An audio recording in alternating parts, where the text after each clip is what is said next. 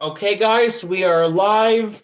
So this is a pretty special stream, guys, because it's the Splatoon 10 anniversary. So let's go react to the Splatoon 1, Splatoon 2, and Splatoon 3 directs to see how much the game has evolved over the past decade. So without further ado, let's start with the Splatoon 1 direct.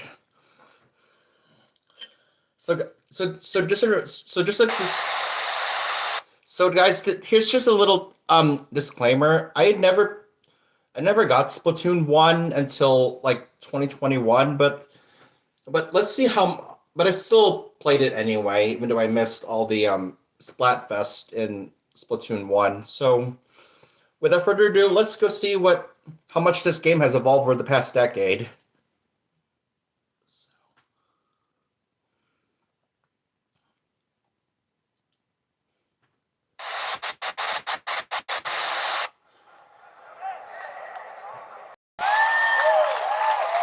Hello there. How are you?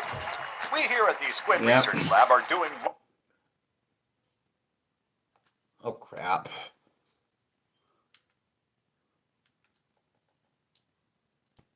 Why is it doing this? To present to you our findings on the ecological lab are doing wonderful, because later on we'll be filling you...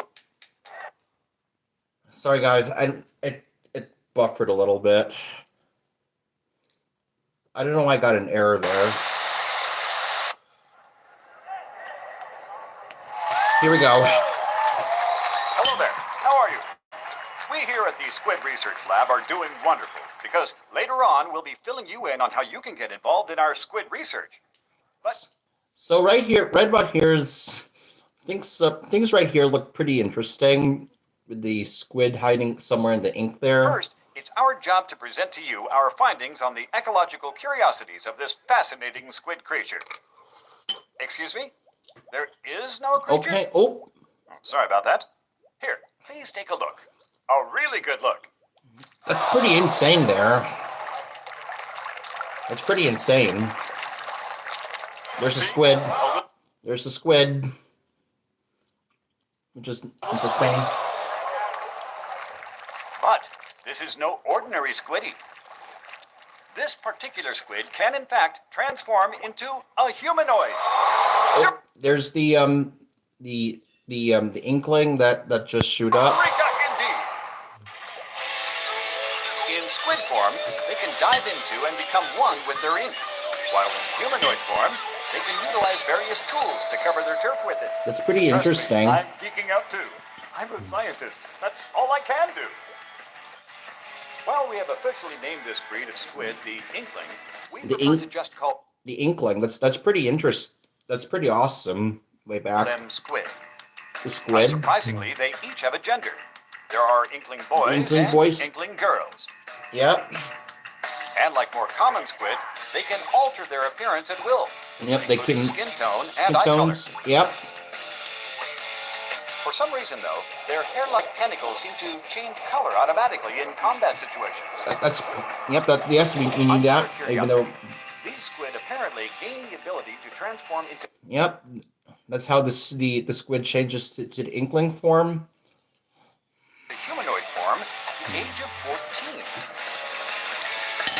14. In this bipedal form, their stubby legs move relatively slowly. Yep. But then when they swim... as a squid, they can swim through ink at high speeds. Yep. It's hardly worth comparing. They swim at nearly twice their running speed. Yep. This affects jumping too. Jumping. The height they jump is equal in both forms. However, if they build momentum before jumping, their distance will significantly increase. Yep. Despite everything I know of gravity, matter, and science in general, they can also swim up walls when submerged in ink. Yep. That's pretty cool. However, they strangely cannot seem to cross this little barrier. Must be a mental thing, I'm assuming. Yep, and they get pretty shocked there.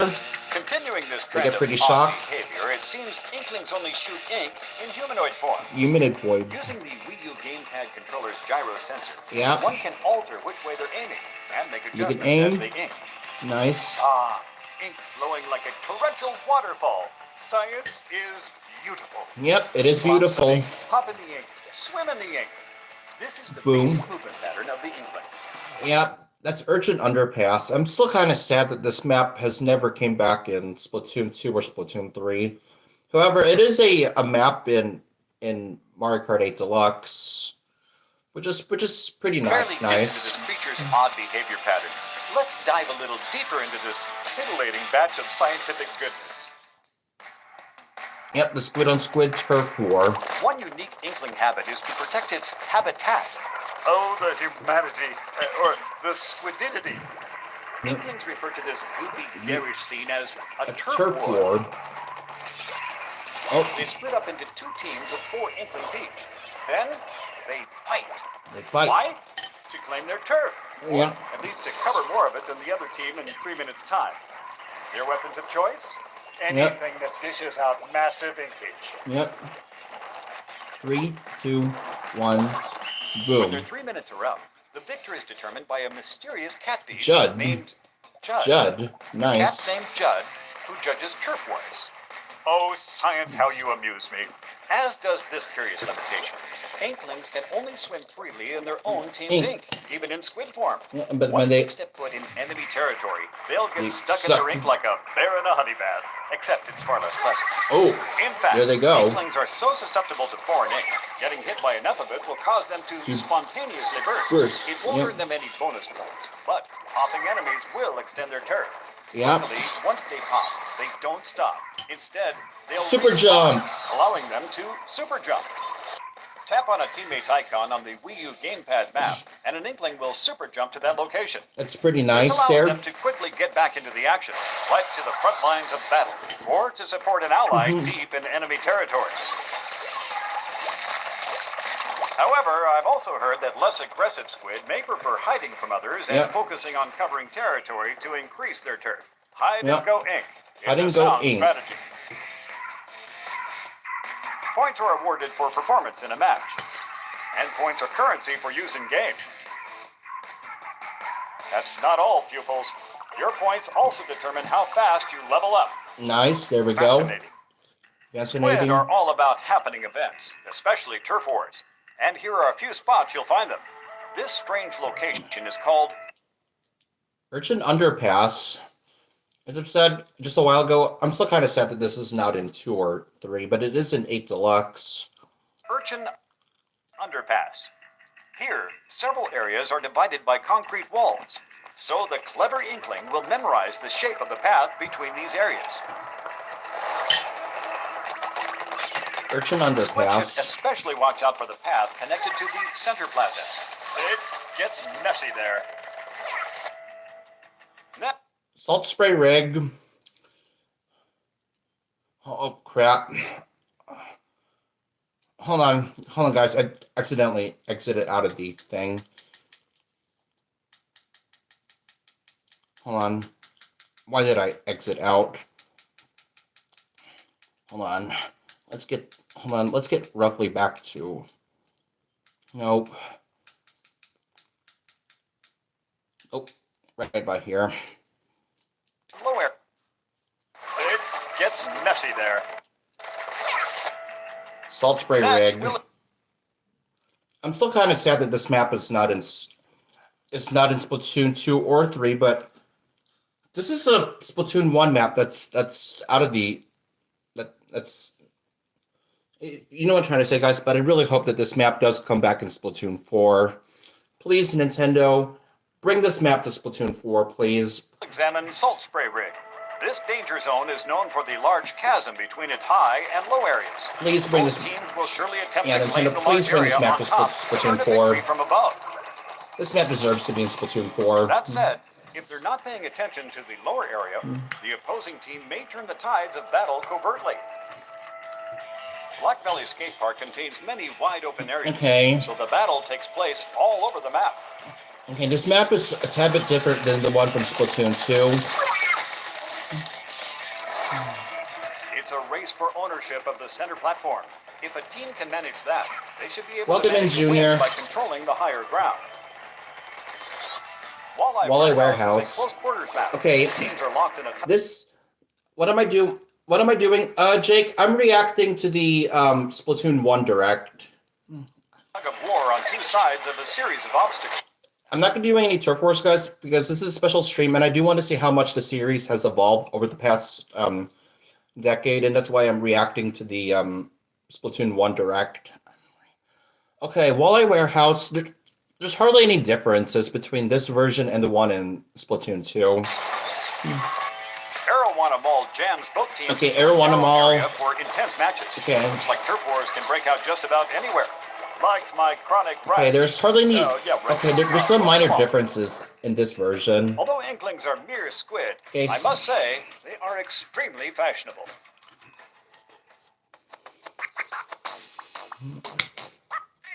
They'll wear hats, glasses, outfits, and shoes, collectively known as gear. Gear. I'm no fashion expert, but as a scientist, I'm utterly enamored by squid culture. My theory, these fashionable squid trends must There's stem from an Inkopolis urban Plaza. habitat. Let's take a look. Here it is, Inkopolis, fashion central for a young squid kid. Okay.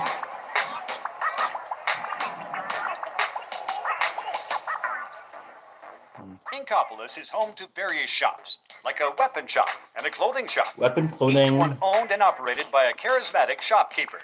A shopkeeper. Now, take a look at that tower in the middle. The shopping area next to it is called Booyah Base. Booyah Base. Here, each shopkeeper represents a different section of marine life.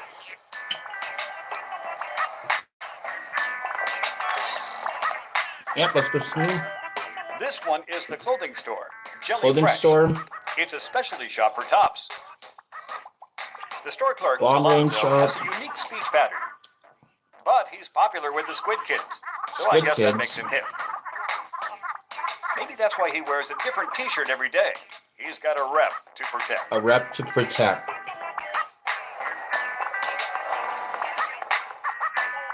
Next up, the shoe shop, Shrimp Kicks. Shrimp Kicks. This store is devoted to the fashion of footgear. Sub Saver. The store is owned by Krusty Sean, the tiger prawn. He loves shoes so much, he wears a different shoe on each of his 8 feet.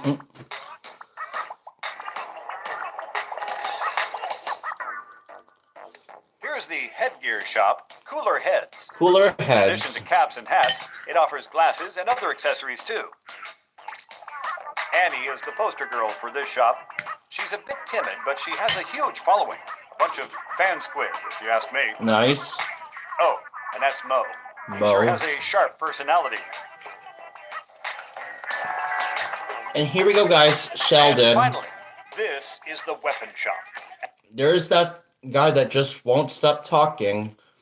And back in the Splatoon 1 days, when you unlock new weapons, you can't fast forward Sheldon's speech. But luckily, starting in Splatoon 2 and Splatoon 3, and probably likely in Splatoon 4, you could just press the right trigger to speed up Sheldon, which is handy. Ammo Knights. The store owner is Sheldon. This horseshoe crab is pretty much obsessed with all things military. Get him talking shop and he just won't stop. But Yeah. his knowledge of weapons is definitely top-notch. A word of caution, however. My research assistant tells me that the variety of weapons and gear available at shops will improve as squid level up. This a squid level. Next, I'll lecture on some weapons his shop carries. Welcome in, Matt. Weapon variety. There appear to be 3 major types of ink-based weaponry. For rapid-fire inking, look no further than the shooter. Shooter. For long-distance projectiles, there's Charger. the charger. And to squash opponents while spreading ink, say Roller. hello to the roller. Now, Let me get your link, Matt, because my lovely peeps need to subscribe to you.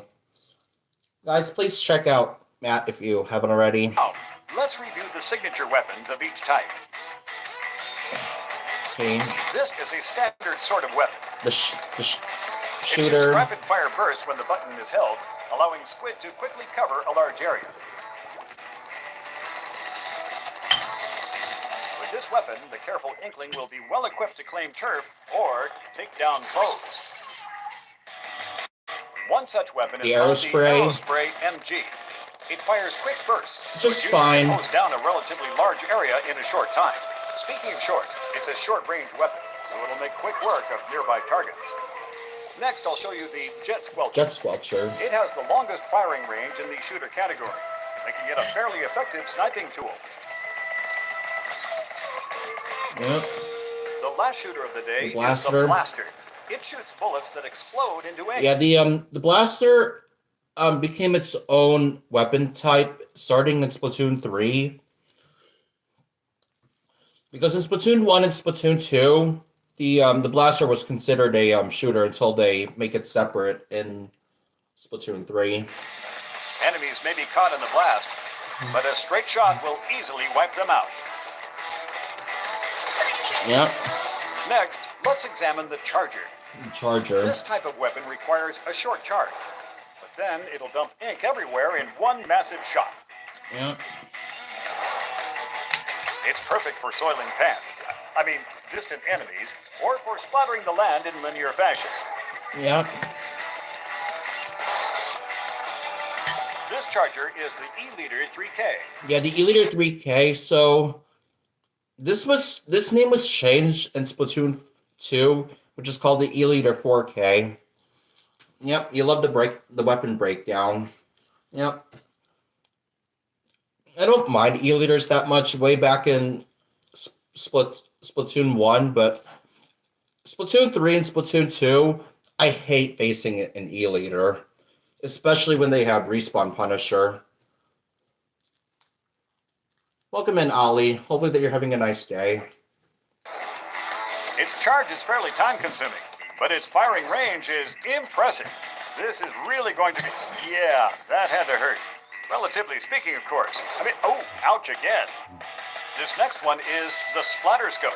Some Chargers like this feature a scope, making it easier to aim at distant enemies.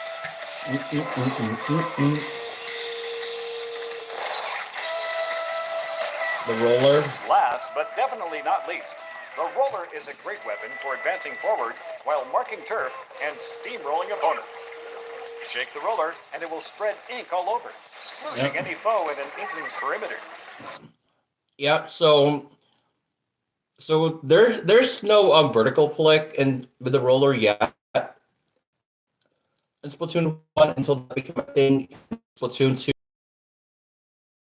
The Dynamo Roller is a prime example. Oh, Roller. This thing was so powerful way back in the day in Splatoon 1. And I understand that they had to heavily nerf this weapon, but geez, if you guys played Splatoon 1 way back in the day, this thing was way too powerful. It's a tank of a roller that chugs along slowly while deflecting incoming fire when shaken.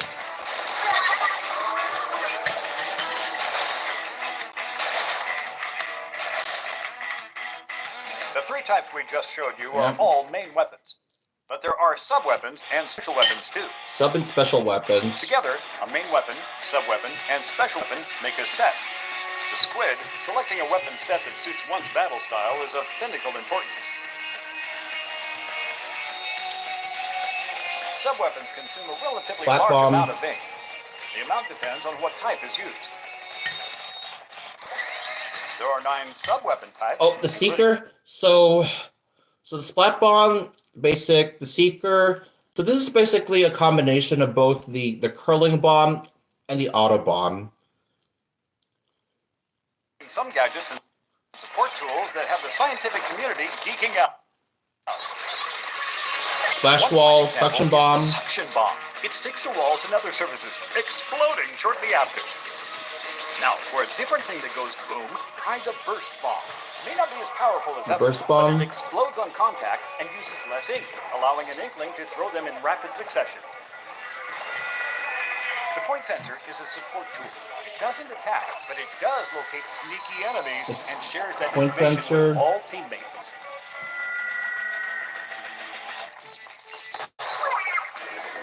The ink mine is another type of sub-weapon. It's in...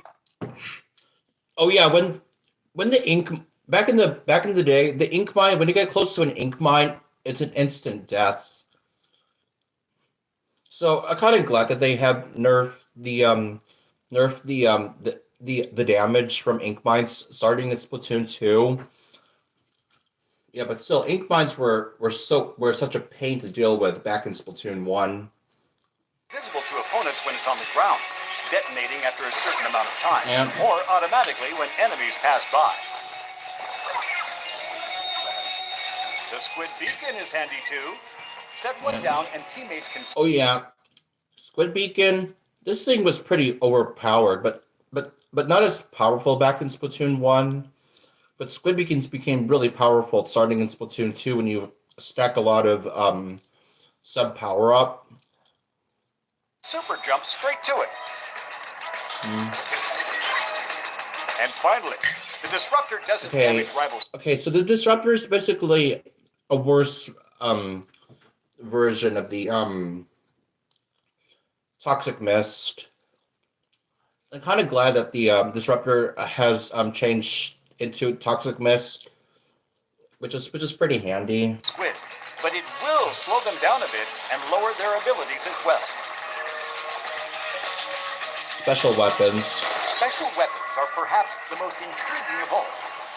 Yep. So there's the Inkzooka. Until in Splatoon 3, it became the Trizooka. Even though there's hardly any differences between the Trizooka and the Inkzooka. Only used after filling up a gauge by covering the ground with ink. Yep. Killer Whale. I do like the Killer Whale. Because the Killer Whale is also a special in Splatoon 2, but it's only the on the Princess Diaries stage. The Princess Cannon, which is the Killer Whale will hurl screams into it.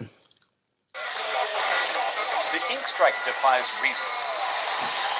Oh, the ink strike. This was ink strike was okay back in Splatoon 1, but in Splatoon 3, I prefer the triple ink strike.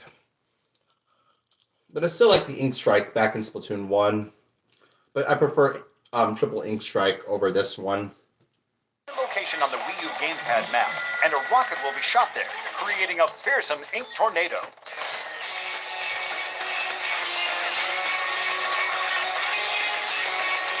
The echolocator is great for locating enemies. Okay, so echolocator.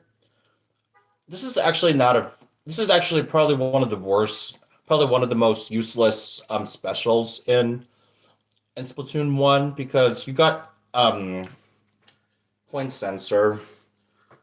And I'm kind of glad that echolocator probably just changed into wave breaker in Splatoon 3, which is pretty handy.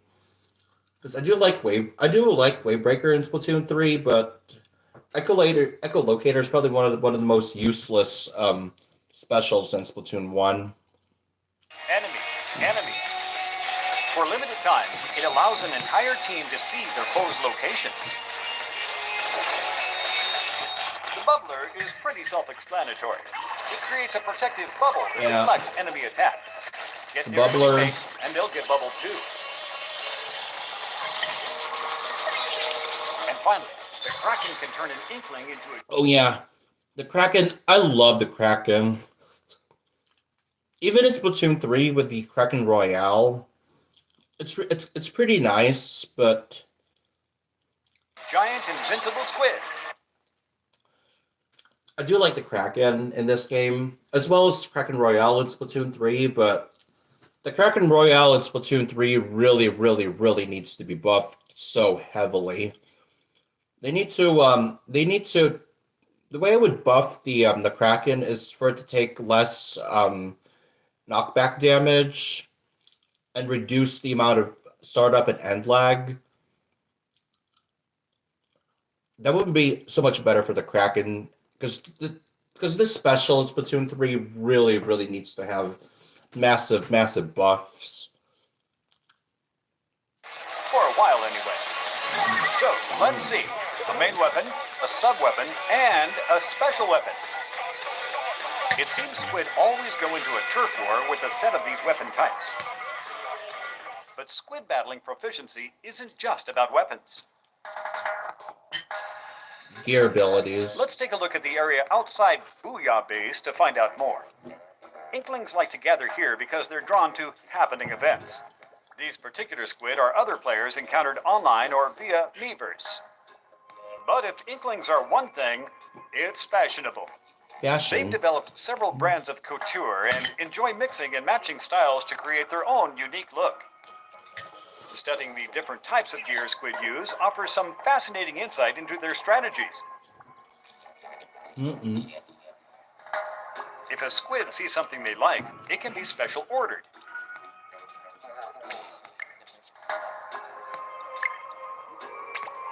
Order. A closer look reveals icons on this gear. These denote what I like to call abilities. Each piece of gear comes with abilities that can power up an Inkling. There are many types of gear abilities. Okay, so let's oh crap, I didn't. Hold on, let's get back to where we were, because I did not mean to do that. Hold on. More. Inklings like to gather here because they're drawn. Fascinating it. Hold on. Include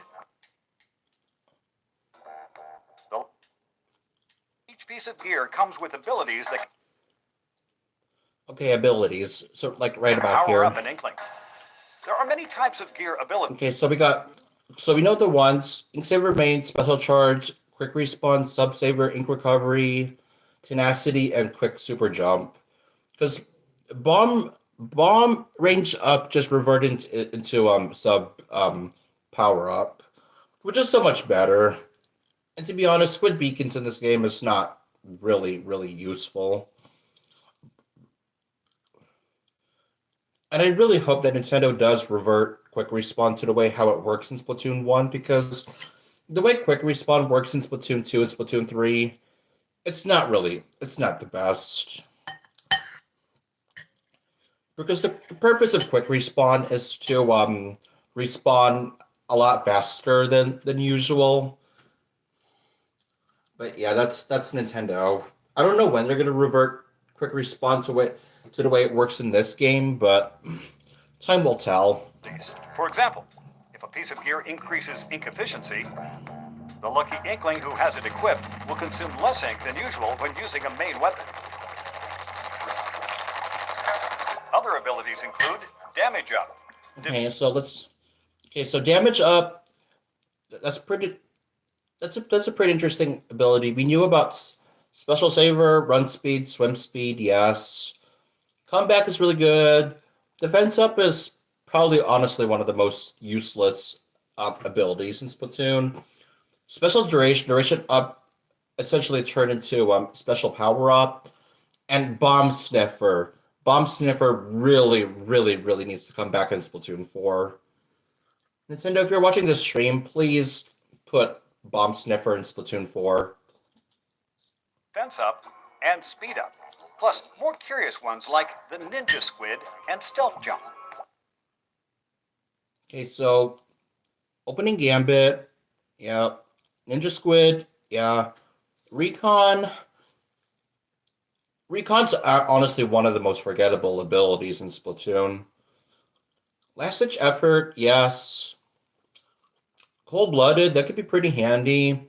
Haunt in this game is actually pretty handy, but I prefer the way Haunt works in Splatoon 2 and Splatoon 3 because you got that respawn Punisher secondary effect. Stealth Jump in this game is actually pretty nice, because even though there's hardly any differences between Stealth Jump in this game and 2 and 3, and Ink Resistance was a main exclusive ability for shoes until it became an ability that they could stack starting in Splatoon 2 and onward. The number of abilities each piece of gear can have is based on its star count. The more stars it has, the more slots it will have. Up to 4 abilities can be equipped per piece of gear. However, other than the first one equipped, abilities are assigned at random. Frequent usage of the same gear apparently generates more abilities to equip.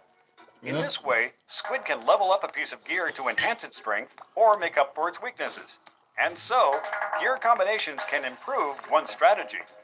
Okay, did they nerf stealth jump after the? Oh yeah, oh yeah, Matt. Stealth jump in this game, it completely hides your mark. Where else, starting in Splatoon 2, the closer you get to someone's super jumping point, you'll see their marker. As should I say, it's on the enemy team. I should say, yeah. Actually, it's for both teams. Yeah, stealth jump in this game works a little bit differently than it does in 2 and 3. By the way, I suppose I should explain who this mysterious fellow is. His name is Spike. Spike. Somehow, he can increase the number of slots allotted to gear. That said, one can't make a request without a super sea snail. A super sea And it snail. won't always be easy to acquire one.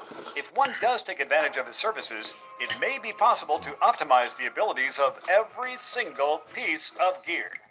Every single and piece. remember, Of... gear ordered in the plaza can be picked up from Spike. Boom. Wait, did you see that? It looked like a peculiar old man was peeking out from that manhole. Or a squid hole? Aha! Let's see what happens. So right here is the story mode of Splatoon 1. Oh my. Science, you've outdone yourself. Who could have imagined something like this existed underneath Inkopolis? I've heard this old manfish's name is Captain Cuttlefish. Captain Likes Cuttlefish. ordering inklings to battle with octopi, it seems. And maybe it's the outfit. That inkling actually seems to be taking his orders and prepping for battle. Man, squid really are suckers. What's this? A tea kettle-like thing? If my calculations are correct, and I assume they are, that tea kettle is somehow connected to the octopi nest. Octopi nest. No, you brave fool! Don't go in! What? Science tells us that the natural nemesis of the squid is the octopus, or in this case, the octarians. The Octarians. But octopi will do. Yep. So this is the Octarian army. It seems that Captain Cuttlefish has ordered the inkling to take back a zapfish stolen by the octarians. Yep. There are many types of these octopi, and they'll use whatever arms necessary to stop the inklings. They do have plenty to spare.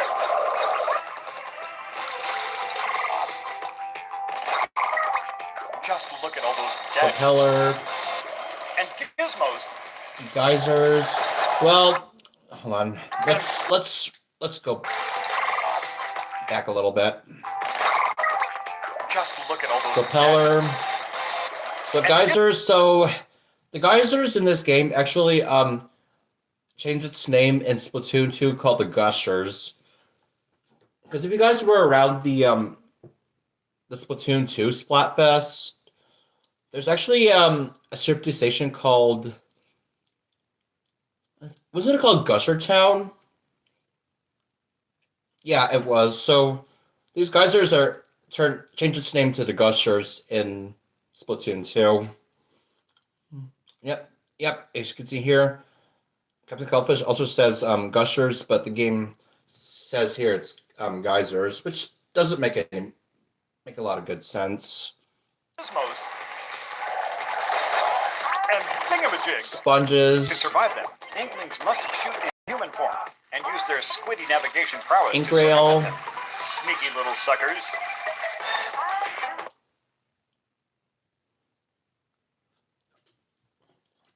Matt, maybe you should consider about Matt. Maybe in July we could collab during the. Wait, Matt, have you played a little bit of the story mode in Splatoon 3? I want to know if you played a little bit of the Okay, these invisible floors could be a pain to deal with. By the way, Matt, have you played a little bit of the story mode in Splatoon 3? Because I did yeah, Matt, I recommend playing a little bit more of the story mode in Splatoon 3 because You do get some really good rewards for playing the story mode in Splatoon 3, but I'm not going to spoil much of it. But just keep on exploring the story mode in Splatoon 3, and you'll find some hidden Easter eggs that you don't know about. Okay, so we got the invisible floor, cannon, flutters. Oh my gosh, flutters. Oh my gosh, Frosty Fest in Splatoon 2. I hate that shifty station so much. Interview tomorrow for a project, so yeah. I'll probably most likely do it on Sundays. Probably like Sundays in the like in the late afternoon.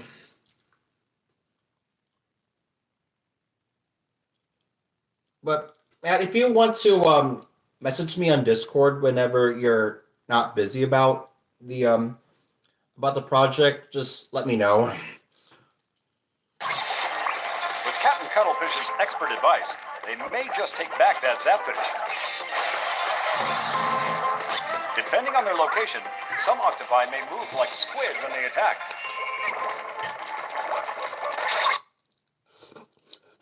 Okay, there's the Octoling there. Or they may be a bit more powerful. Worse, gigantic weaponized squid boss, anyone? My research indicates that items can occasionally be found in the middle of an area. For instance, this armor increases an Inkling's durability.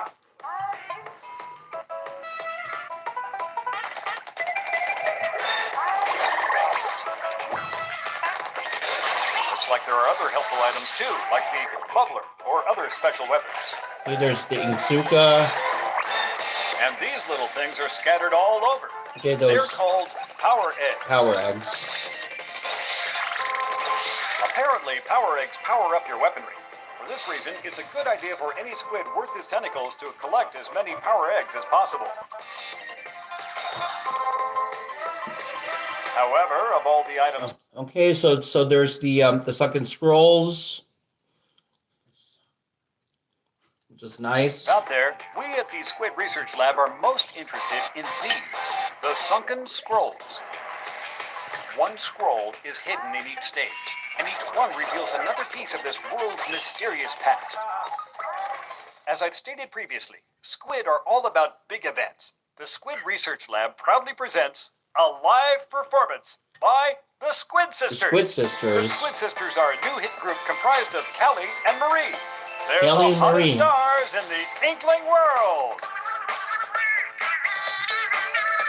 There's City of Color, Marie.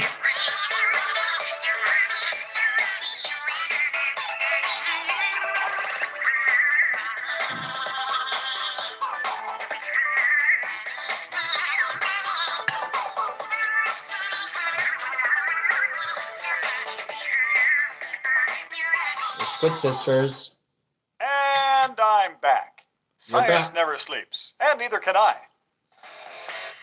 Okay. Turf Right War. now, you're looking at the second floor of Inkopolis Tower. It's The Battle Dojo. So in Splatoon 3, the Battle Dojo had the Splatoon 1 Plaza in Splatoon 3, this Battle Dojo became the shoal, which is pretty nice. Battle Dojo. Here, Inklings can compete in local multiplayer skirmishes, play against friends casually, and practice to perfect one's skills for online battles. Nice. The goal? Elementary. To deflate the most balloons and egos. Egos. 1 point is awarded per pop balloon. But taking damage will subtract some points. Points earned during the last minute are doubled. That way, underdog stories are abundant, as are total stompings.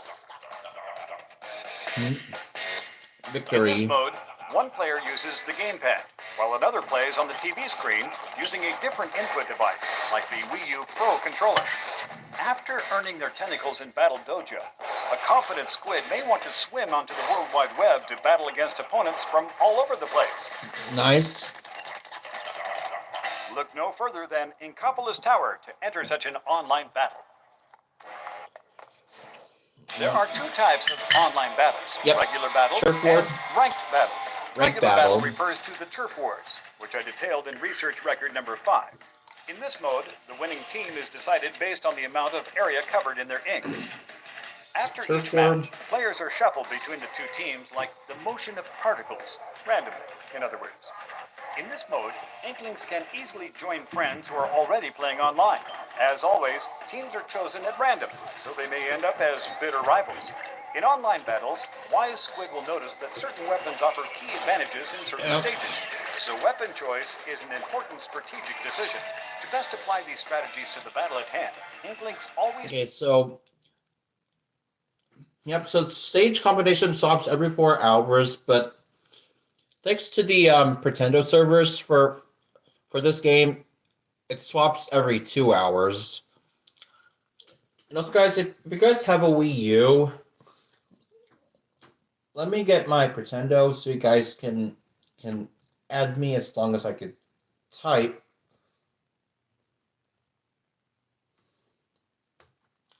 There's my Pretendo, guys. As soon as Nightbot post it.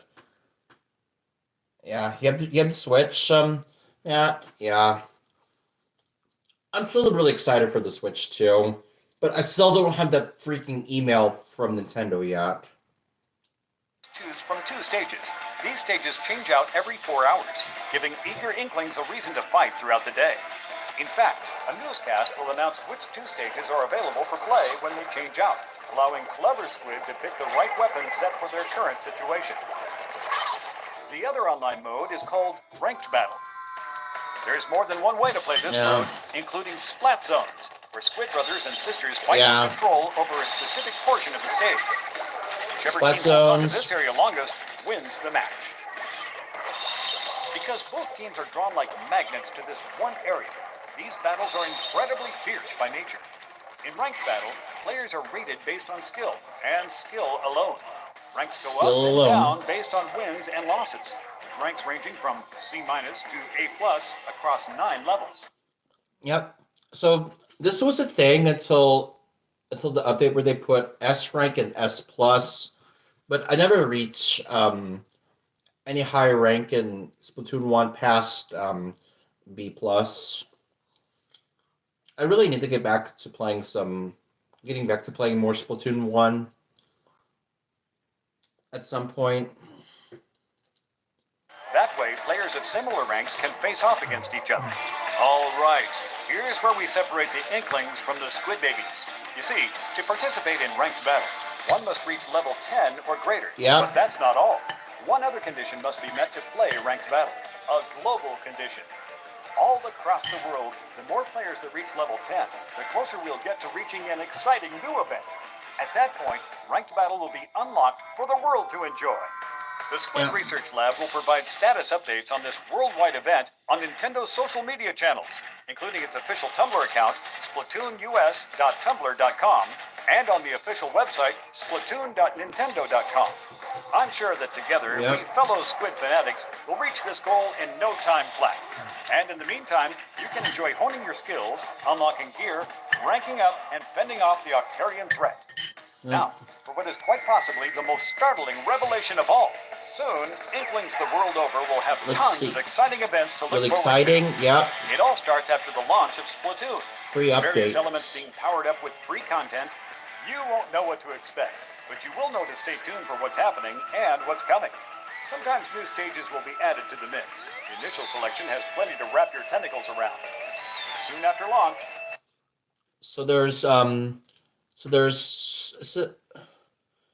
That's Camp Triggerfish. Some far more Kelp Dome. Technical Bluefin. stages.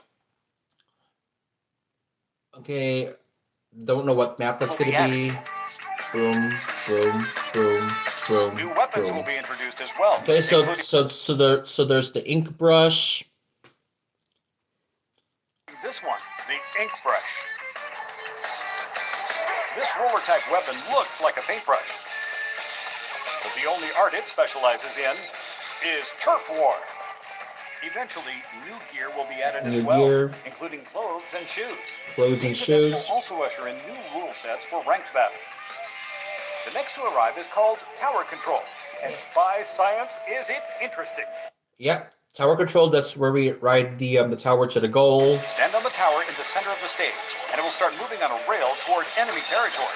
The team who pushes through the tower and to the goal first wins. Sadly, the poor inkling on the tower will be a constant target for the opponent team. Such is fate. The squid on the tower must be punished for his actions, and his allies must protect him. Natural selection at its finest. Ranked battle will also receive a third rule set called Rainmaker. Yep, Rainmaker. So this is basically capture the flag. Rainmaker is a lot of fun. So far, my research is inconclusive, but they must have called it that for some reason.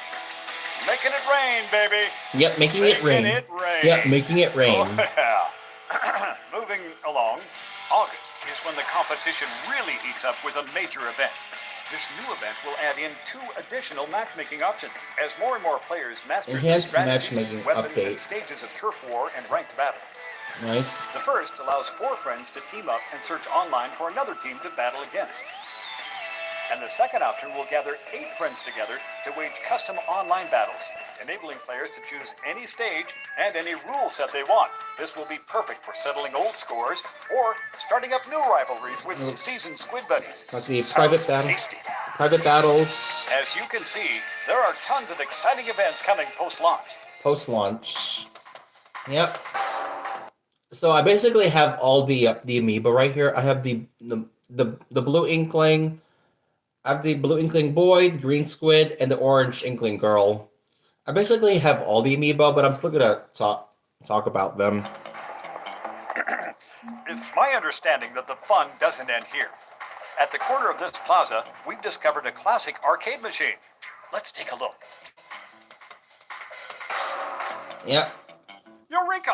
I'm still kind of sad that these mini games have never make a return in future games. Hopefully in Splatoon 4, other than just table turf battle, we'll have more of these mini games like Squid Jump, Squid Beat, Squid Racer, and Squid Ball.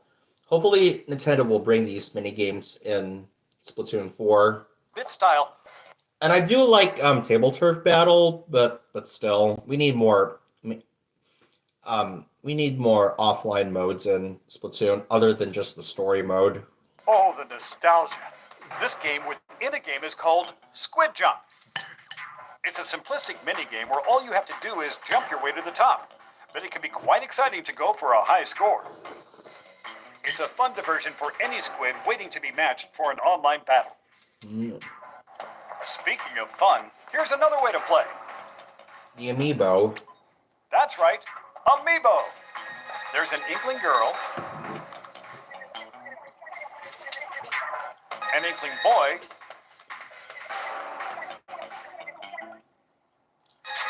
and an inkling squid amiibo too.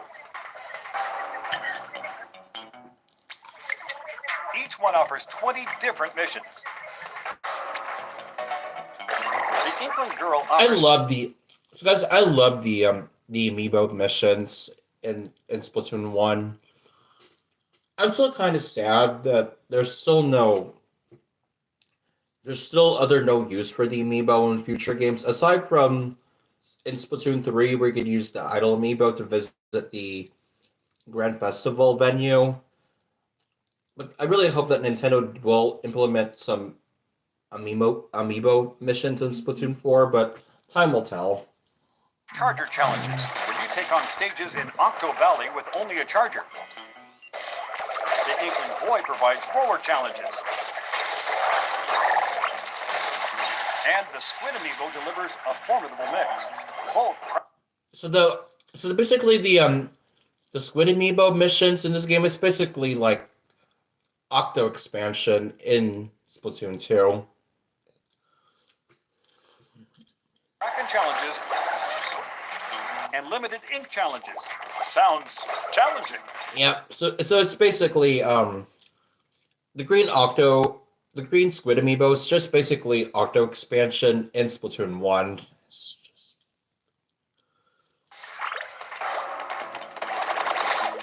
Upon clearing missions, you will acquire special gear. And if you complete all of the missions, you can unlock an additional minigame. These minigames can be swapped and played at any Squid time, ball. or while you're waiting to be matched.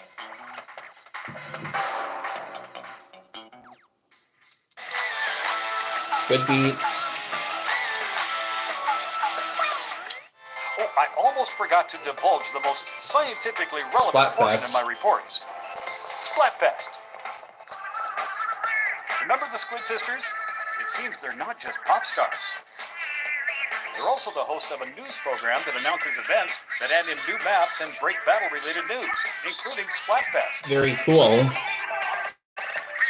So guys, I didn't get, as I said earlier in the stream, I never got Splatoon 1 until like 2021, so I never get to experience the Splatoon 1 Splatfest, but hopefully at some point Pretendo will announce the first official Splatfest on their servers, but we'll find out.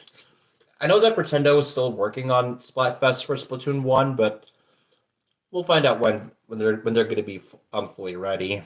But I know the true fact it's not anytime soon. Splatfests are very special events that happen in Inkopolis. So players all across the Americas will be divided into two teams. Players ally themselves with one of these two teams and battle it out. When the ink settles, the winning side will be determined based on the results. Splatfests have their own ranking system, separate from ranked battle, based on the player's total points earned during Splatfest.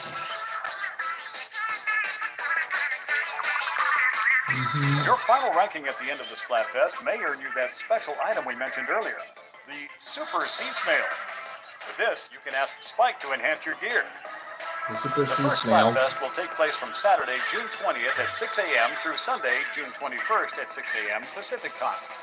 The theme is, which do you like better, cats or dogs?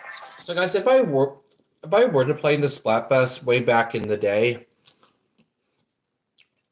I would choose Team Cats.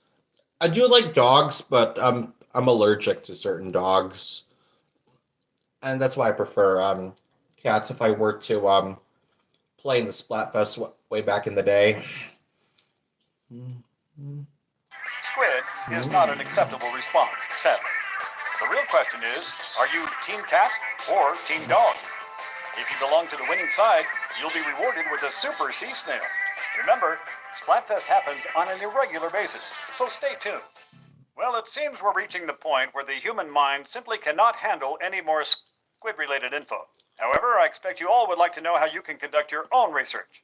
So Yeah. I have one more major announcement. Thank you. Thank you very much. The Splatoon Global Test Fire Yeah. is happening. Nintendo... Yeah, so as I've said, I still wish I got a Wii U back in 2014 when this game was first announced. Because I know that way back in the day, the Splatoon 1 Global Test Fire way back in the day will look completely different way back then than it is now.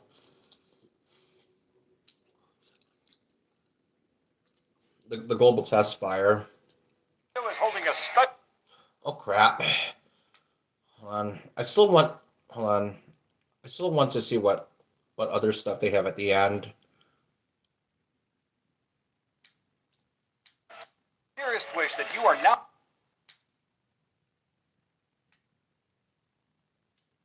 Global Test Fire. Fire on Wii U. Hold on. Nope. The winning side, you'll be rewarded with a Super Sea Snail. Remember, Splatfest happens on an irregular basis, so stay tuned. Well, it seems we're reaching the point where the human mind simply cannot handle any more squid-related info. Yes, However, for sure. I expect you all would like to know how you can conduct your own research. So I have one more major announcement. Yep, we know it's a test. Thank you We very know it's a much. test fire. The Splatoon Global Test Fire is happening. Nintendo is holding a special event. a global celebration for science that will give players a taste of the action before Splatoon releases.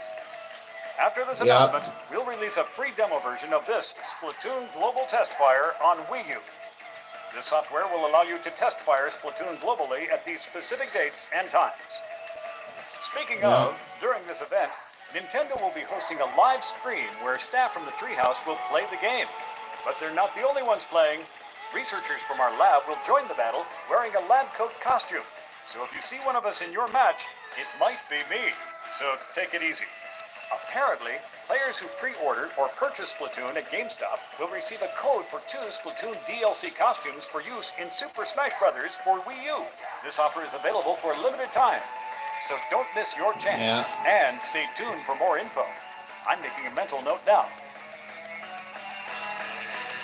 It seems my research concludes here, Squid fans. It's my dearest wish that you are now as dedicated to Squid education, appreciation, and combat as I am. See you at the Test Fire event. Good day to you all. Good day.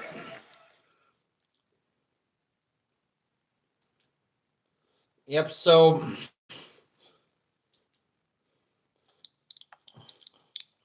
I did enjoy... Hold on. Yeah, it was actually pretty nice.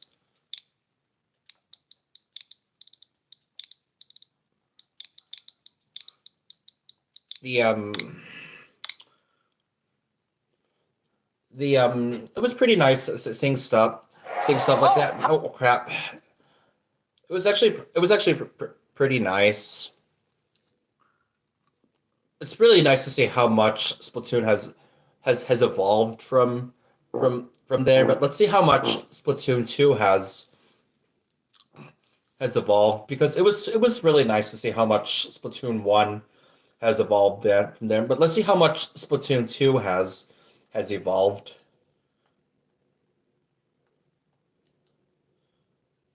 Oh, hi there.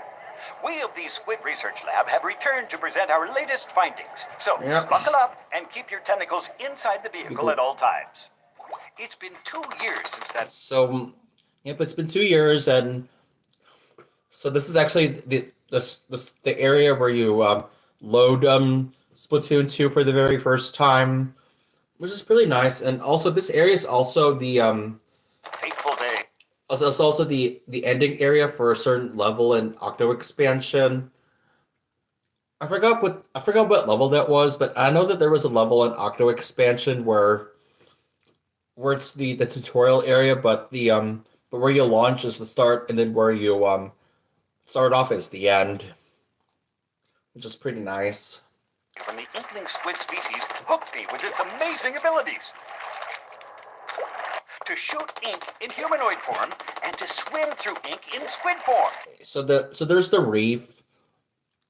I really hope that the reef does come back in Splatoon 4. Yeah. That doesn't sound confusing yet.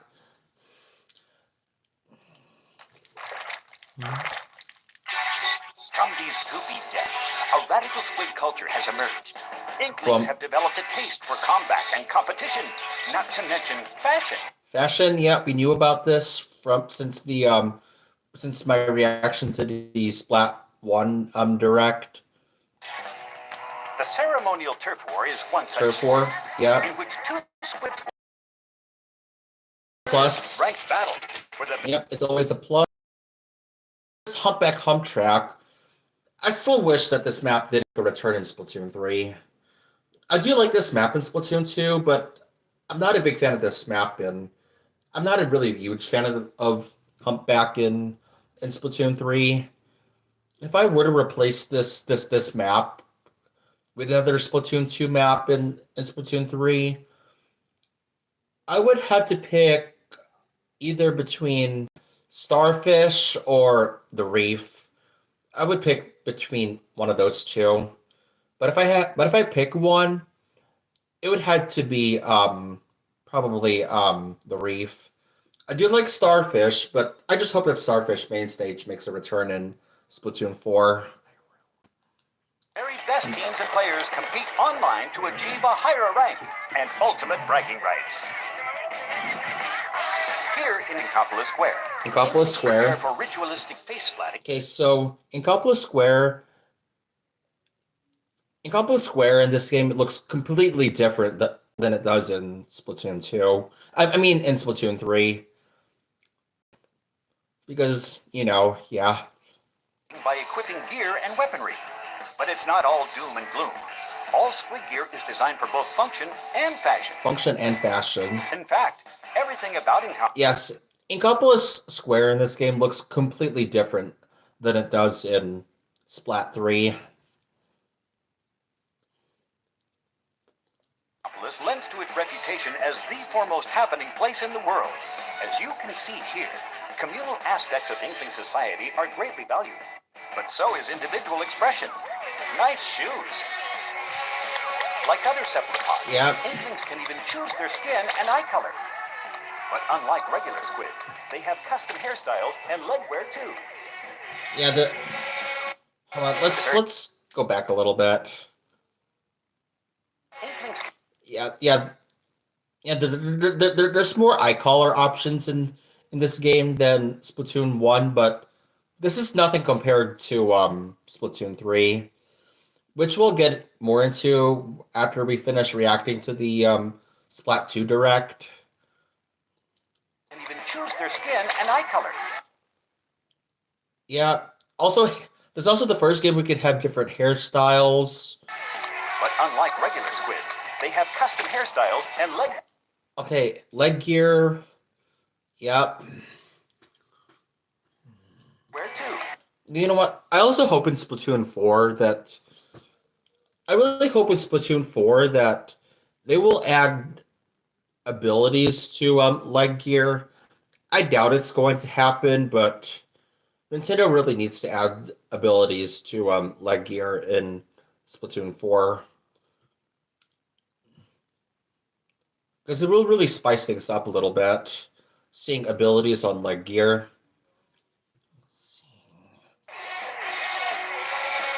The various clothing and shoes the squids are wearing is actually called gear, and has important roles in these battles too. Both looking good and good abilities are needed to be fashionable. Let's take a look at some gear. It takes more than style to win a turf war. Luckily, the Galleria over... Hey, the Galleria. So this is actually the new than Booyah base in Splatoon 1. Okay, so by looking, okay, so usually in Splatoon 3's version of Inkopolis Square, there's actually a machine like right out there, which is Hotlantis, and I should have showed you guys the where Hotlantis would be in, but you guys, you could probably guess where that arcade machine is in Splatoon 1. It replaced with Hotlantis. On the left, houses a row of popular shops. Each item you acquire here has one or more abilities that should prove effective in battle. This is the head shop. Headspace. Got fat on the brain? Next time, just lurking about the brain. One or more abilities that should prove effective in battle. Yeah, so let's take a look inside, shall we? Yeah, Jake, I had a little bit of a hiccup there. I had a little bit of a hiccup here, but let's have a look. This is the headwear shop. Headspace. Got fat in the brain? So does Flo. From hats to glasses, this sea slug carries... Though I must say, she's a bit of an odd one.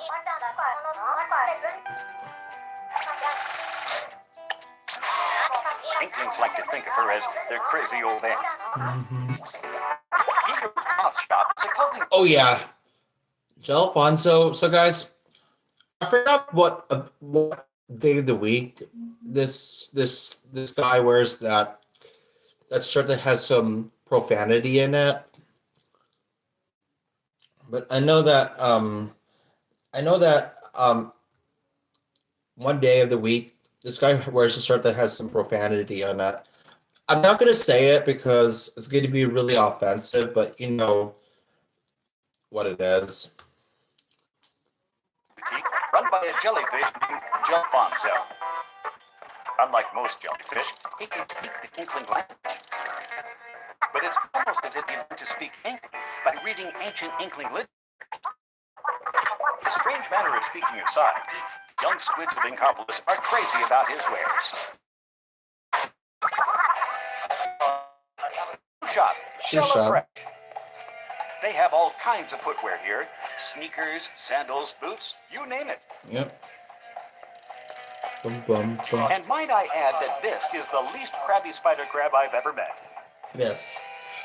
He's got an air of experience, and he's a pretty chill guy to boot. Last but Hey, not why am I? This guy just won't stop that just won't stop talking about ink weaponry. But as I've said, guys, I'm kind of glad that starting in Splatoon 2, you could actually press right trigger to speed up his speech, and you'll probably see it like any second, like right now. ammo nights. You may recognize the horseshoe crab who runs the place. Sheldon has a gift for weapon design, and his uncanny ability to blather on about ink weaponry is second to none. Second to none. Now, I know what you're thinking. If only you could tune out his web dissertations with the press of a button. Well, Well, now you can. now you Yeah. can. Sheldon's really outdone himself. I can't wait to study these weapons in greater detail. Have a good one, Matt. Okay, so the weapon. So Charger, Splatling, Slosher, Roller, Beacon, Splattershot Junior, and Splat Bomb. And there's also the Inkjet. To start, weapons come in sets of 3. A main weapon, a sub-weapon, and a special weapon. Oh yeah, the Splashdown. The Splashdown is actually has a unique way in this game, but in Splatoon 3, I prefer triple Splashdown over this one. Although the normal Splashdown is in Splatoon 3, except it's in the story mode.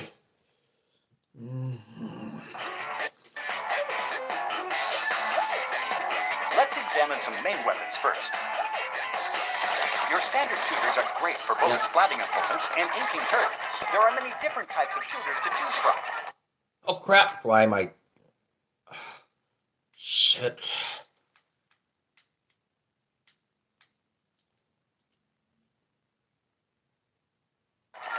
Rollers are adept at inking turf quickly and devastating at close range.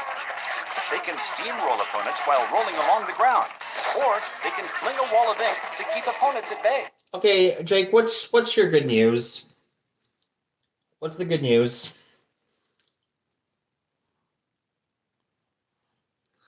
I'd like to know what the good news is. You have almost all the weapons. Jake, how many weapons haven't you bought yet?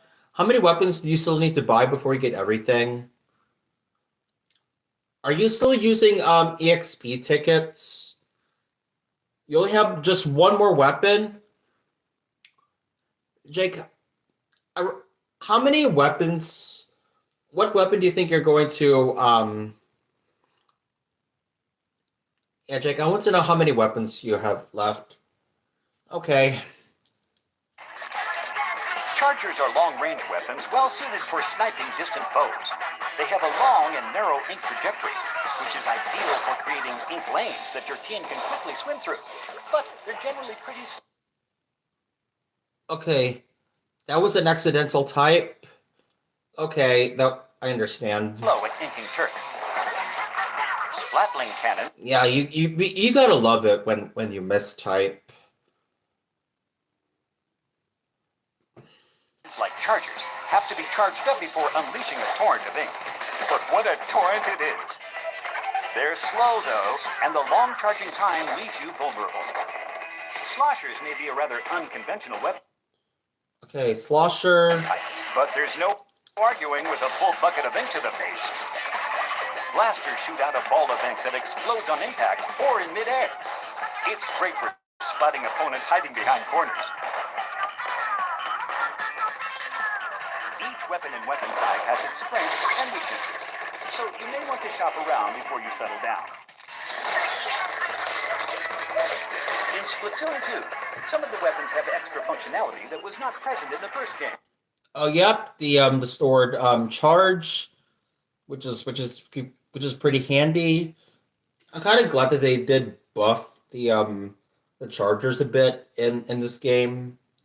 Starting in this game, where you could do a charge shot, but it does not include the splatter scope, which is pretty unfortunate for you all splatter scope mains. Chargers now let you keep your charge while swimming around in ink.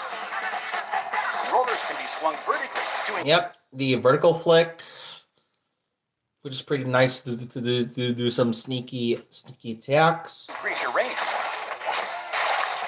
And the new dualies let you dodge roll. As you Dodge can see, roll. some weapons open up some interesting maneuvers. But what good is R&D Okay, so Clash Blaster. without the development parts? Introducing the Clash Blaster. Yeah, the Clash Blaster in this game, as well as in Splatoon 3, it's so busted in tower control. The Clash Blaster is so busted in tower control in this game and Splatoon 3. Imagine if the Clash Blaster was in Splatoon 1. But it would be totally broken if the Clash Blaster was in Splatoon 1. It has short range, but its high firing rate and explosive tendencies keep the enemy at bay. Introducing the Flingza Roller. Yep, the Flingza Roller, which has a slow vertical flick, but it still paints pretty well. Its horizontal swings are fast, Nice. and though its vertical swings take longer, they fling ink further too. Believe it or not, the roller changes shape depending on how you swing it. I wonder if shapeshifting has a special significance to inkings. Yep. Introducing the Gootuber. Yep, the Gootuber. It's actually one of the most forgettable charger class weapons, though. The Gootuber. The Gootuber is actually can be pretty nice with its very long charge storage, but yeah, the Gootuber is actually. I forgot how much the Gootuber was used back in Splatoon 2, but I see quite a little bit of it in Splatoon 3, but yeah. This one is special. It holds a charge for an extremely long time. And as a result, you can move to a better location while You need 5 more weapons? Well, Jake, why don't you one star 5 more weapons, and then you'll be able to get the licenses you need to buy the last weapons that you need. So Jake, just 1 star 5 more weapons, and then you should be all set to buy all the weapons that you need. powered up and unleash a mighty sneak attack. Ka-chow! Ka-chow! Introducing the Dapple Dualies. The Dapple Dualies, oh my, okay. The Dapple Dualies is actually the best painting dualies. I use these weapons quite a lot in Splatoon 2. I'm beginning to use quite a little bit of it in Splatoon 3. But I really need to make a Dapple Dualies gear build at some point in Splatoon 3. I'll probably okay, I don't know what gear build I should use for the Dapple Dualies, but I do want to use quite a lot of I know that for one of my my Dapple Dualies Nouveau gear build in Splatoon 3, I use a lot of Sub-Saver because I use a more defensive build for the Dapple's Nouveau in Splatoon 3, because the Dapple Nouveau in Splatoon 3, it has Torpedo and Reef Slider. And I made a very similar build in Splatoon 2 with because it has the clear dapples in this game have torpedo and splashdown, and I do have a gear build for it in Splatoon 2, but I hardly play Splatoon 2 because of the unnecessary errors I've been getting. But one of these days, if Splatoon 2 does happen to cooperate with me, I might do a Splatoon 2 stream, but there's no promises as of now. Even for a pair of duties, these things are incredibly light in weight. That way you spend less time dodge rolling and more time winning. Yeah. Yeah, so guys, how many of you guys are familiar with an extreme Dapple Duelist player under the name of Lovestar? Guys, I'm pretty sure that most of you guys know who Lovestar is, but Lovestar is a Dapple Duelist main in this game and in Splatoon 3. Yeah. Yeah, Jake, if you type in Lovestar in the YouTube search bar, it's going to show you mainly Splatoon 3 videos, and like about 95% of it are Lovestar playing rank Dapple Duelies. But what about sub-weapons? Sub-weapons. In addition to spreading ink and attacking, sub-weapons provide other abilities that help with both defense and reconnaissance. Some are really making waves with inklings. For instance, the Autobomb locates and hunts. Oh yeah, so the Autobomb. So the Autobomb was the Seeker. So the Autobomb is basically the Seeker in this game, except it's also but the Seeker in Splatoon 1 is also a mix of the Autobomb and Curling Bomb. Down enemies. Yeah, and oh yeah, and Autobombs are quite difficult to spot in this game. Same thing in Splatoon 3, but I think between this game and Splatoon 3 when it comes to not being able to spot a Autobomb, I gotta say this game it's a lot harder to see Autobombs. Named Toxic Mist can be thrown at enemies. Okay, so the Toxic Mist is basically the disruptor, as I mentioned earlier.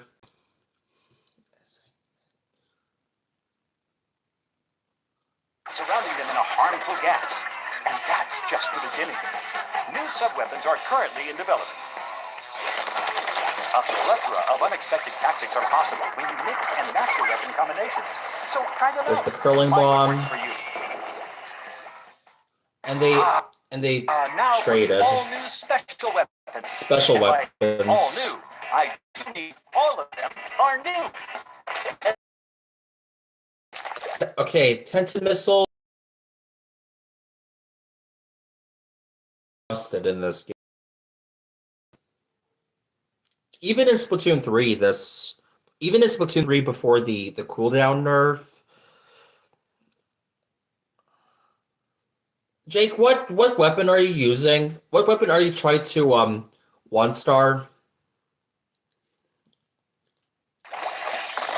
Additionally, when another player's special gauge is full, their UI icon will glow, giving you more information on which to act. Tenta Missiles Missiles. lock onto enemies and fire multiple projectiles. The inkjet enables you to fly through the air and launch explosive blobs of ink at the enemy team. The Stingray fires high pressure air that can somehow shoot through walls. Oh gosh, the Stingray in this game, it's so freaking busted. The Stingray is probably honestly the most busted special in this game. Because especially if you're playing the Rainmaker and Tower Control, you could just super jump back to your spawn, bring out the Stingray, and just camp the Rainmaker and Tower. and because of that, Nintendo had to stop putting Stingray on most weapons. The splashdown clears out enemies. Okay, we knew about the splashdown. The splashdown in this game, it's probably not the best. I've said earlier, I prefer triple splashdown in Splatoon 3, but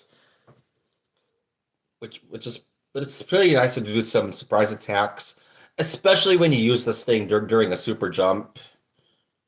By causing an explosion after you dive down to the ground from the air.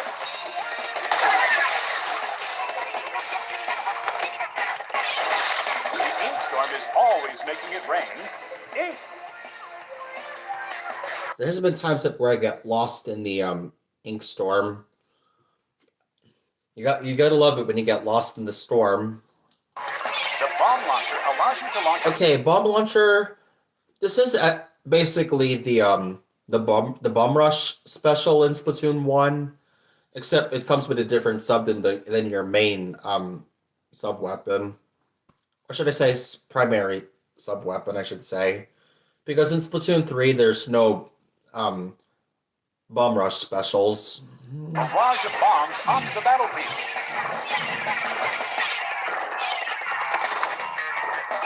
Ink armor increases the defense of all your allies. Okay, ink armor. This is actually a little bit of a downgrade from the bubbler special, but ink armor is actually a pretty good special to use in Clam Blitz.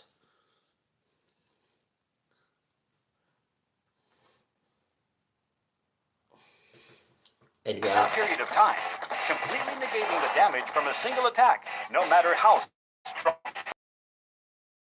Finally, the baller. Okay, the baller. The baller is actually a massive downgrade to the Kraken. I'm kind of glad that Kraken is not. I mean, I'm kind of glad that baller's not in Splatoon 3. But if it was, then I'm not going to be too really good thrilled about it, because I'm really not a big fan of the baller special in this game, because the baller is just basically a mix of Super Monkey Ball and Splatoon. Puts you in a giant, explosive hamster ball. It will roll you wherever you want. Strengths and weaknesses inherent to each of them. The right ones to help for the stage mode you selected. It not only adds to your coverage, it reduces theirs and restricts their movement over the stage.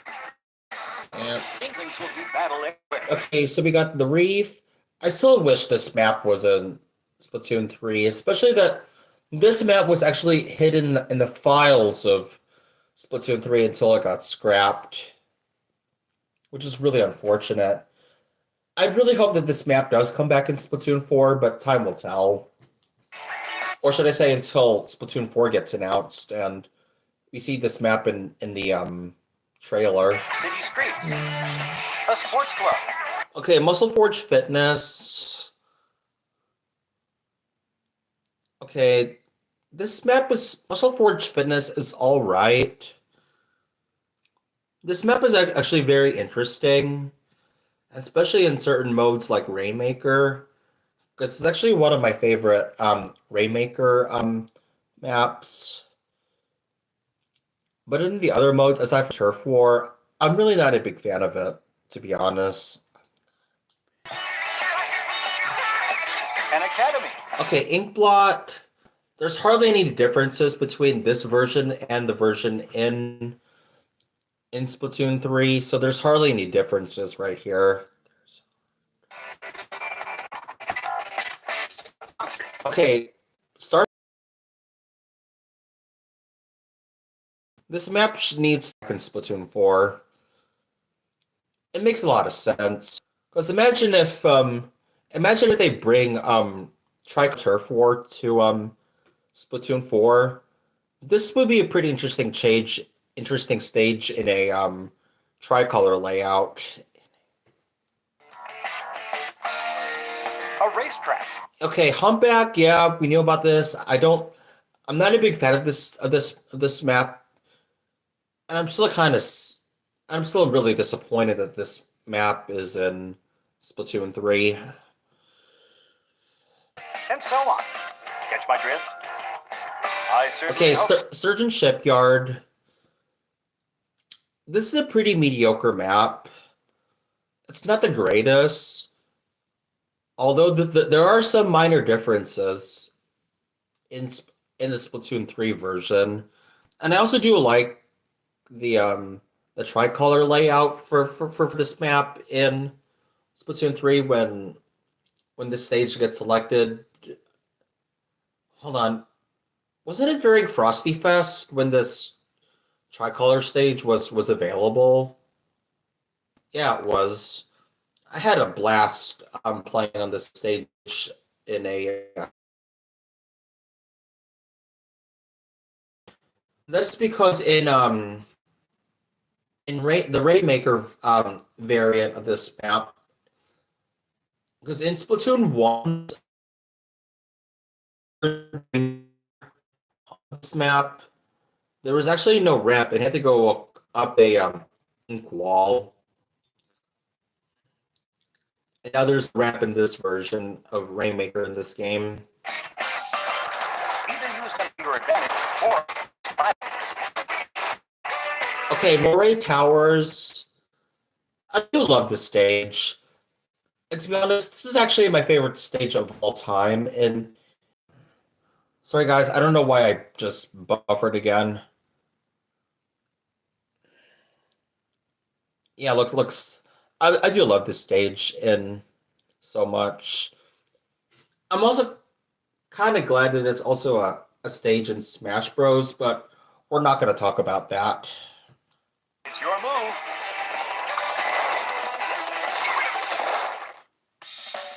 Okay, ranked battle. Serious squids can experience the thrills of ranked battle. There are 3 modes that rotate every 2 hours. Yep, we know there's tower control, splat zones, and Rainmaker. Yep, I knew that they rotate every 2 hours. As you can see here, there's no Clam Blitz yet until it was released in around December 2017, when they did implement Clam Blitz as a holiday update.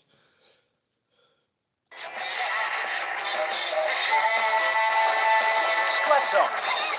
Oh yeah, so hold on. Fight for control of the. Let's go back a little bit. There are 3 modes that rotate. Let's go back a little bit. Splat zones. So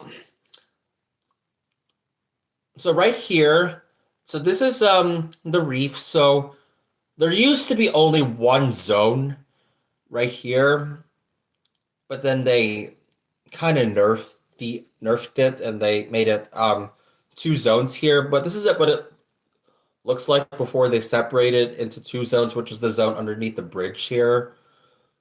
So yeah, so there's a major difference between this version and the new one, where there's actually 2 zones here instead of 1, as you can see here on the screen. Fight for control of the splat zones placed on the stage. Okay, so yeah. Okay, I'm not a big fan of splat zones on Muscle Forge because there's not a lot of high ground in this stage here when it comes to defending the zone. The team that maintains control of them longest reigns supreme. Tower control. Fight for control of a tower that moves on rails when you're standing on it. Right Tower control. The goal in the other team's area to win. The tower will stop at key checkpoints, resulting in fierce battles. Oh yeah, so the tower control in Splatoon 1, there was actually no checkpoints at all. GG's on your win, Jake. Yep, so there's checkpoints in this tower control and as well as in Splatoon 3, but Splat 1, there was no checkpoints in tower control. Possession. Rainmaker. Okay, so Rainmaker. So unlike in Splatoon 3, there's actually no Splatoon 1.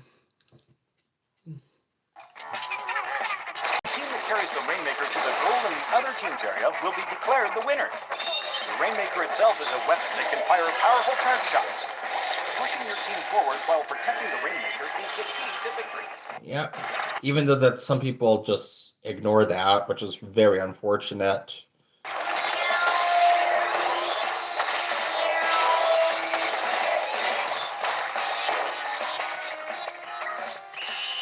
As you win ranked battles, your rank will increase. This will result in being matched with players of a similar skill level in future ranked battles. Yep. This time around, you'll have a separate rank for each mode. Yep.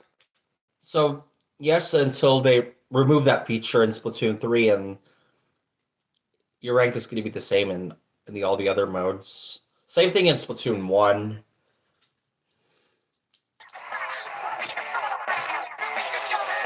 Prove you can out-ink the competition, and you may even move up 2 or more ranks at a time.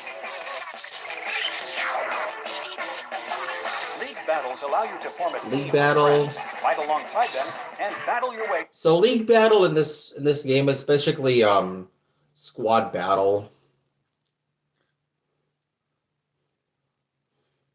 To the top of the charts. You can enlist one other friend to form a pair and be matched with another pair, or connect with 3 friends to form a 4-squid team. League battles play out as ranked battles over a 2-hour period, or until the stages change. Your score is based on your wins and losses during that period. Yep. If you play well, you can receive an in-game medal to commemorate your awesomeness. To commemorate my awesomeness. Oh, well, if it is urgent. Okay, so this game looks completely different than it does in Splatoon 3. But we'll get to it as soon as we get to that portion. Talk to this guy and take your gear from fresh to freshest. Depending on the ability, you could reduce your ink consumption or move a bit faster. You see, gear have different kinds of abilities. Okay, why is my stream all blurry? Some for headwear, some for clothing, Some for clothing.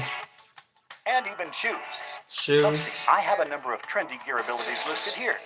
First up, Thermalink. Thermalink. This ability allows you to track distant players that you've hit with your main weapon. Yeah. The Object Shredder ability increases damage dealt to all non-player targets. Quick respawn reduces your respawn time if you get splatted repeatedly Yep, we knew about that. without splatting anyone yourself. Okay. Hold on, let's go back a little bit. Your targets.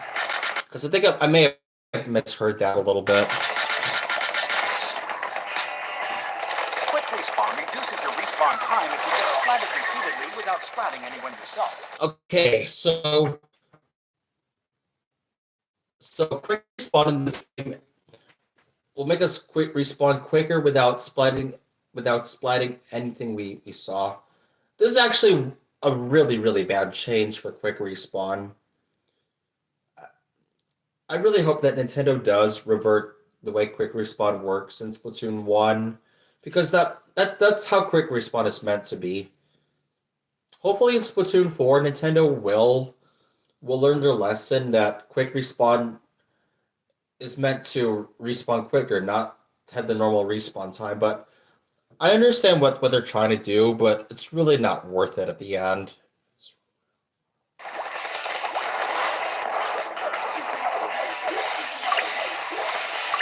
On the flip side, Okay, oh my gosh. The ability that is my bane of my existence. Respawn Punisher. This is actually, honestly, the most useless ability in Splatoon. Other than Ability Doubler, even though that you can only get Ability Doubler on the Splatfest tee, but still. Kyle, if you're lurking in my stream, do not run Respawn Punisher on frontline weapons. It's not worth it. Or should I say it's not worth running Respawn Punisher at all. Hopefully in Splatoon 4, Respawn Punisher is just going to be gone. It's not a very good ability, to be fair. Punisher increases respawn time, and the special gauge spawn penalty for you and any player who splats you.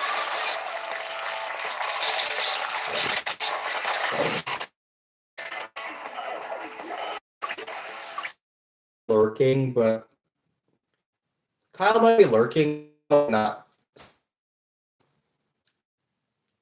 And the throttler lets you tilt the left stick during the super jump to perform a forward or...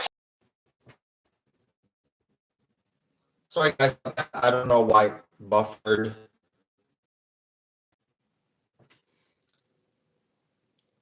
As I said before, I got interrupted. I do like drop roll in this game, except in this game as well as in Splatoon 3, but stealth jump is so much better.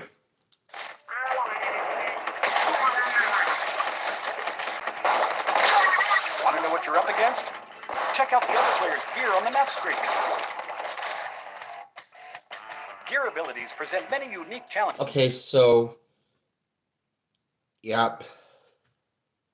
Those are all the abilities. Okay, so there's cold-blooded until it got replaced with main power-up. But I really hope that the cold-blooded does come back in Splatoon 4 because Cold-blooded is actually a very interesting ability, except I never ran any abilities on it other than in Splat 1. So it pays to study not only your gear, but the competitions as well. Remember, merch can add or remove gear abilities. Yep, so this is actually the first game where you can actually change abilities on your gear, which is really nice. So that way you don't have to keep on spending all your sea snails just to get all the abilities that you want.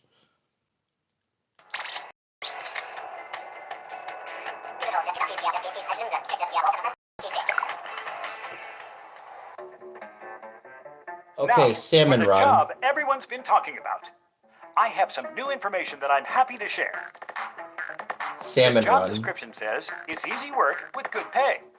Work together as a team of 4 to splat salmonids and collect their power eggs.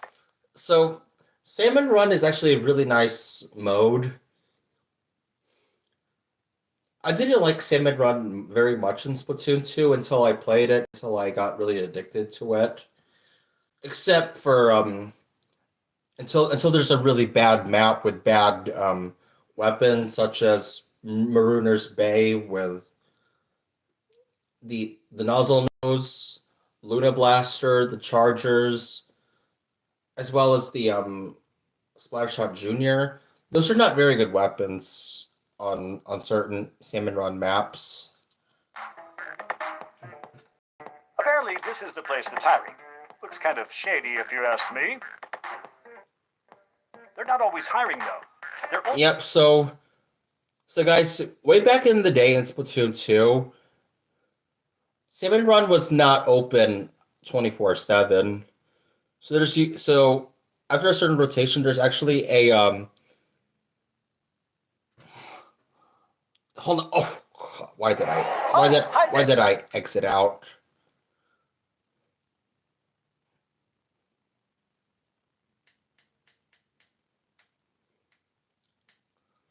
So in Salmon Run, as I've said, guys, before I interrupted myself,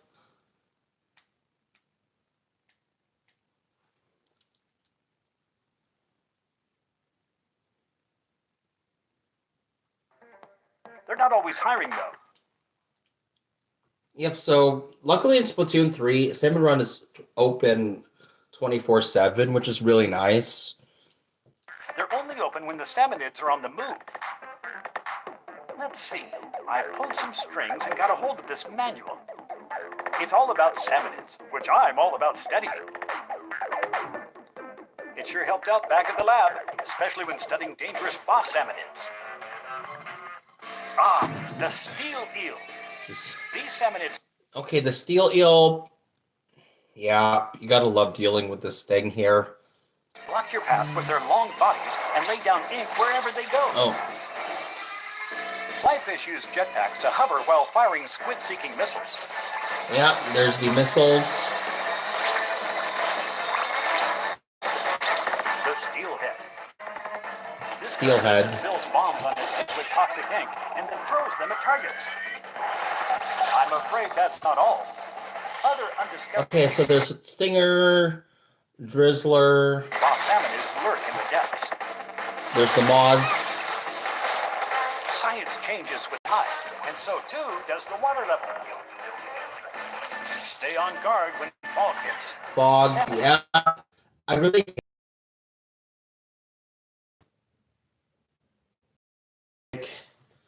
Okay, and why is my stream all blurry again? Okay. Will attack full size. As night falls, salmonids will rush you with incredible speed. Okay. I really hate the glowflies wave. The glowflies wave in Salmon Run is always a nightmare.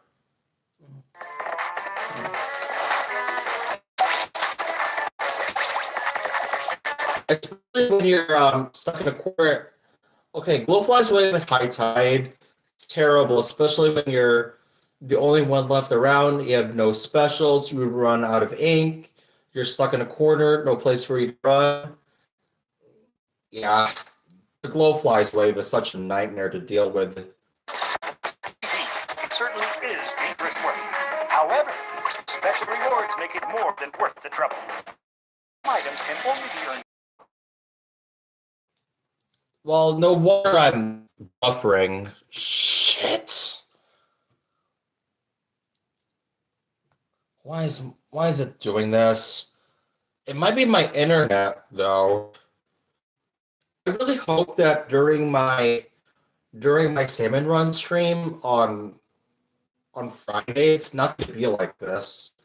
Same thing with my shiny hunting stream tomorrow night.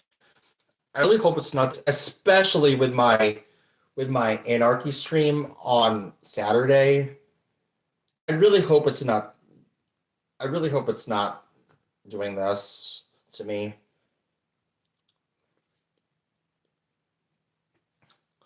It's probably my internet though, or it's probably on YouTube side.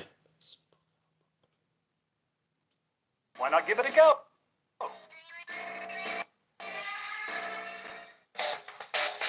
Next, I'll detail a new service in Splatoon 2 that will help you stay in touch Yep, with Splatnet. Incompetence, even when you're not near your console. Splatnet. Say hello to Splatnet 2, a service that puts information such as stage schedules, gear, and stats at your fingertips. Yep. In Splatnet 2, you can view detailed results for your last 50 battles and get an in-depth look at the weapons and gear wielded by the players in those battles. You can also look at your win rates for specific modes and stages, helping you to analyze and improve your game. Yep, looks like we're back. You can also view your lifetime inkage, a feature that shows you how much turf you've inked compared to real-world places. Which is nice.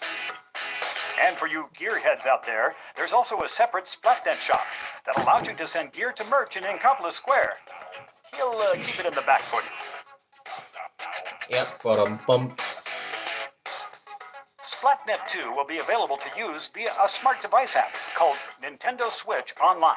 Yep, The Nintendo Switch Switch Online. Online app allows you to invite other players who also have the game to join private battles, league battles, Splatfest battles, and communicate with those players using voice chat. When using voice chat, you'll automatically be split into your in-game teams, so you can talk specifically to teammates. Give it a go. Hold on. Automatic team-only voice chat. I still really wish that Splatoon 2 and Splatoon 3 had open VC, which is going to be so much better. I really hope in Splatoon 4 there will be an option to do open voice chat, because I know that with the Switch 2 on the horizon, there's actually a mic that you can actually buy with the Switch 2, except we'll have to mess around with it when the time comes. Okay, the online lounge, this was discontinued. Because to be honest, I never mess around with the online lounge in Splatoon 2. But now that it's discontinued, there's no way for me to use it.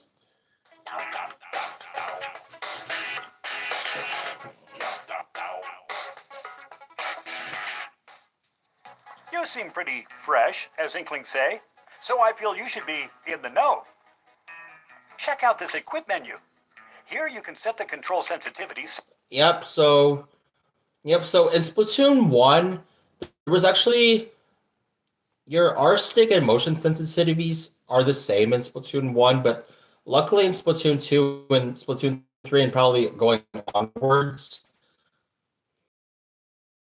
and and R stick sensitivity are two separate, which is a smart move of Nintendo to do. And yeah. Separately for TV and handheld mode. And there's also a handy sort feature. Yep, sort. Yeah, that's really handy if you're trying to find a specific weapon. Next on my list is Amiibo. Yep, there's nothing too much different about the Amiibo. And as you can see here, guys, the Amiibo box is at a completely different spot in Splatoon 3's version of Inkopolis Square, because right behind that Amiibo box is actually the train station that will take you to the Order Sector, Inkopolis Plaza, and Splatsville. But we're still in Splatoon 2. But this is actually the past before the future of Splatoon 3. Amiibo figures. You can save your control settings, gear, and weapon loadout, and nickname to any Splatoon Amiibo.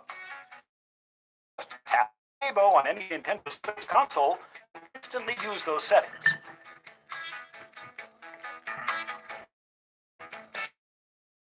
You can also get exclusive gear from Amiibo. Yep. Or strike a pose and snap a photo with them. Yep, we knew about that. Brand new Splatoon 2 Series Amiibo will be available. Those Amiibo. And the original Splatoon Series Amiibo figures are compatible as well. Yep, Feeling as artsy? expected. Art. If you submit your fresh drawings here. Yep, so right before Nintendo stopped Twitter support for the Nintendo Switch, I posted a buttload of drawings in Splatoon 2. And why am I blurry again? They might show up in battle stages and in Inkopolis Square. You can post to some of your social media sites too. Science truly is Squid's best friend. Yep. Also, food. Inklings love to grab. Yep, so this is actually the first time where we could boost our EXP flow, as well as getting specific abilities, which is nice.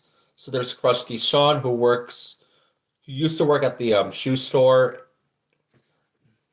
but now it's replaced by someone. Grab a bite at Krusty Sean's place. Yep, so the food menu here looks completely different. There used to be 4, but now there's 6.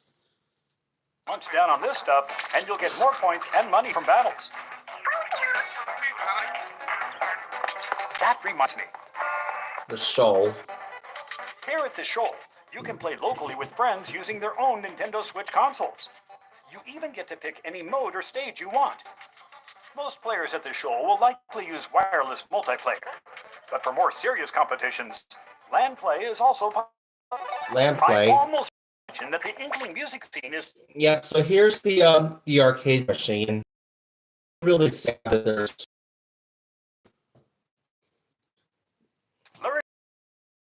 Time your button presses to the beat.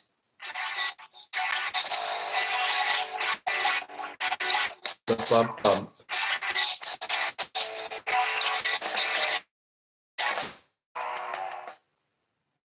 Okay, story mode. Eventually here will draw prowess to the... Here's the story mode.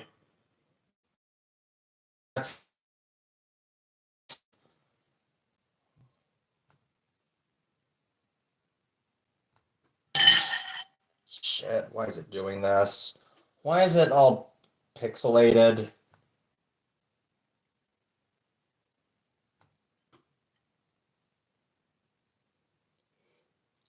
Okay, it's still okay. My stream is still all blurry though, which is not nice because this happened to me a lot lately. Stand alone against a multitude of challenges. Okay. And an army of menacing Octarians. It's also a great place to learn the battle basics. Okay, the grappling, Weapons into battle and master their many uses and nuances in bounce combat pads, octolings.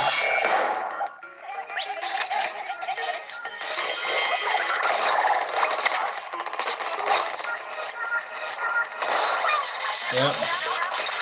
There's the invisible platforms. Oh, and what's up with Marie? She looks awfully worried about something. Yeah. Well, we've seen some fresh weapons, Okay. gear, and stages. So there's the Brella. What more can science offer us? How about some content updates? New weapons are in development. The Say hello to the Brella. Yep. There's Kyle's favorite weapon of all time. Much like an umbrella, it offers both beauty and functionality. Press and hold the button to open it up and block enemy attacks. And if you continue holding down the button, you can even do this. Of course, once used, you won't be able to open it for a while, so be careful. Yeah. Plus, new special weapons are on the way. Okay, bubble blower. And of course, new gear too.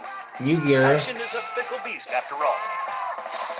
Over time, more stages will become available as well. Over at the lab, we're crazy. Okay, so you ran out of.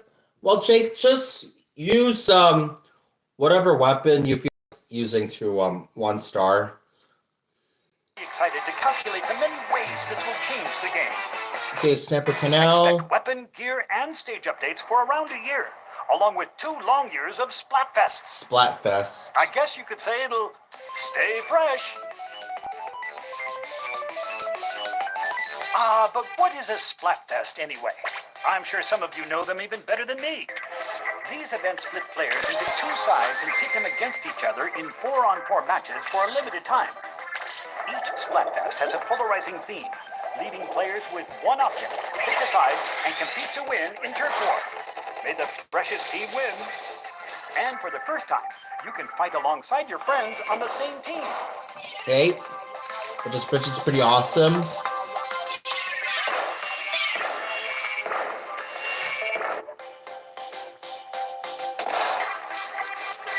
Now, before you go, I have this little video for you. I don't know how or why it exists, and yet here it is. Yep, let's see what it is.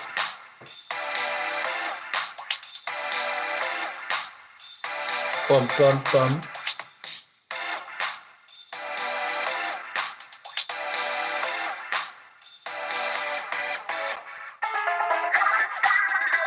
There's Marina.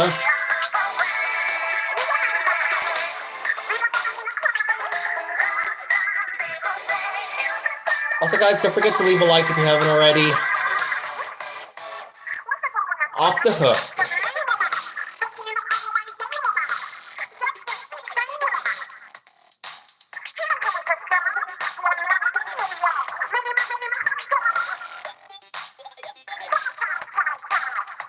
You still love Marina?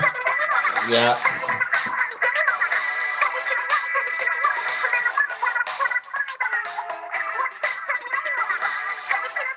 Spike.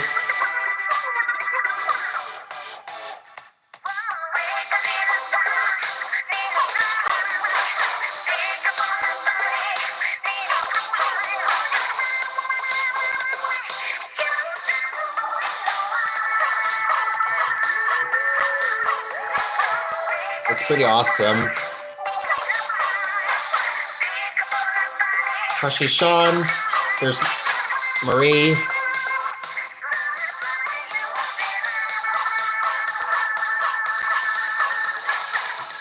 Yeah. Way back in the day during Splatfest and Splatoon 2, the plaza looks so sick.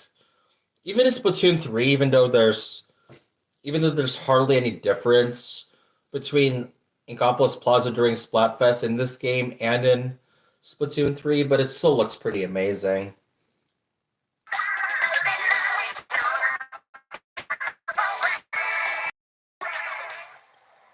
Title screen.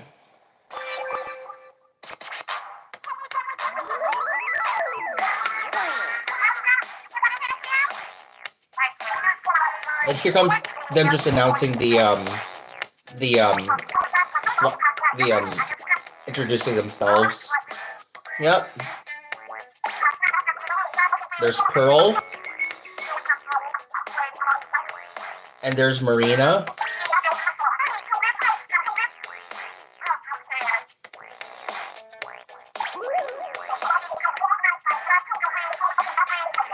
Okay.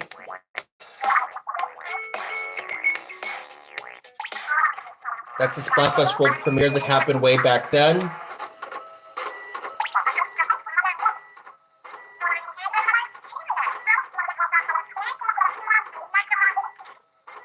Yep, it's gonna be happening way back then.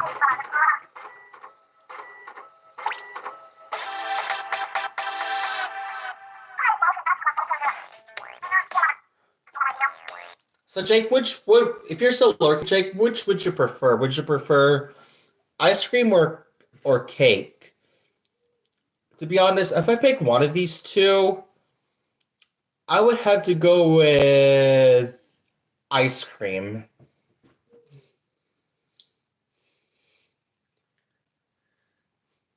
If I played in the Splatoon 2 Splatfest World Premiere, if I got the game way back then, or should I say if I played the demo, yep, ice cream. You can pick ice cream all day.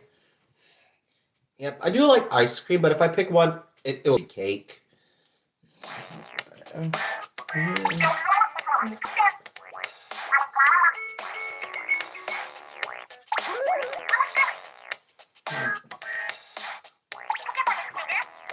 And why is it all blurry again? Why is my stream all blurry again? So, the question is, are you a cake connoisseur or an ice cream aficionado? Download the free demo on Nintendo eShop.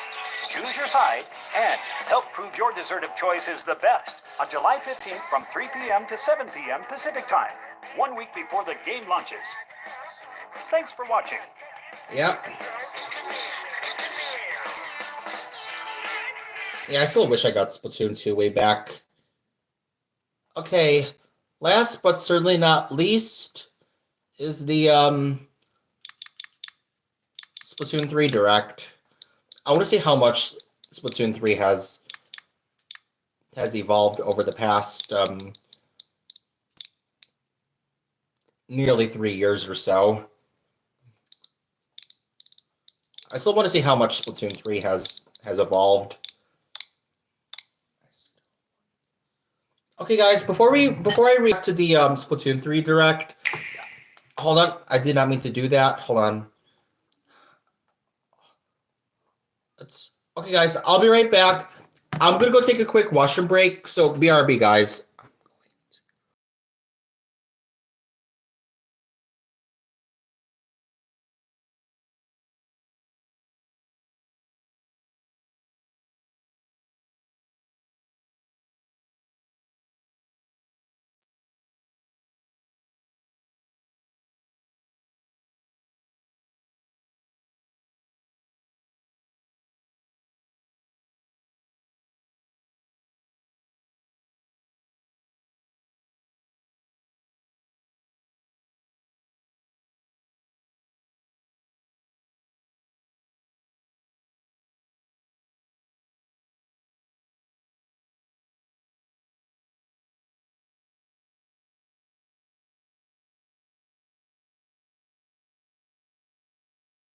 Okay, guys, I'm back. Let's go react to the Splatoon 3 Direct to see how much the game has evolved over the past 2.5 years.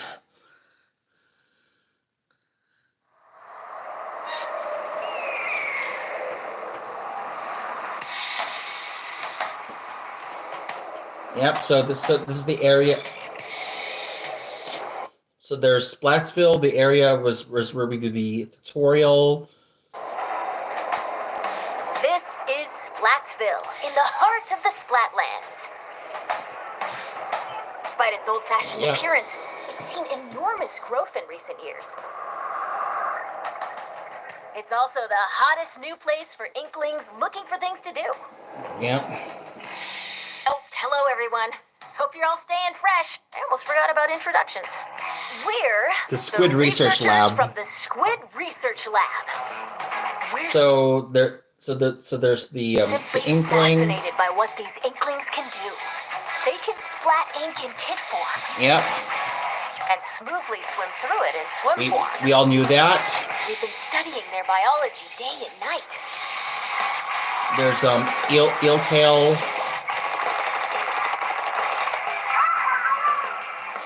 Today, we'd like to share some new findings on these Inklings while providing summaries throughout.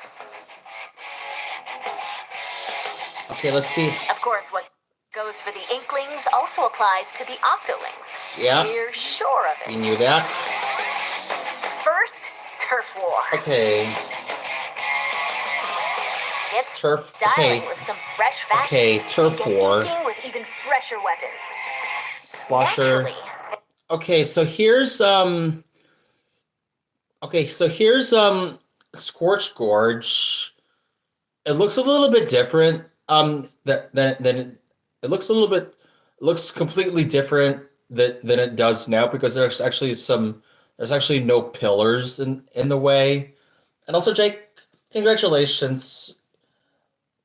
And also, Jake, you killed someone with Diddy Kong's jetpack. Well, that's pretty cool.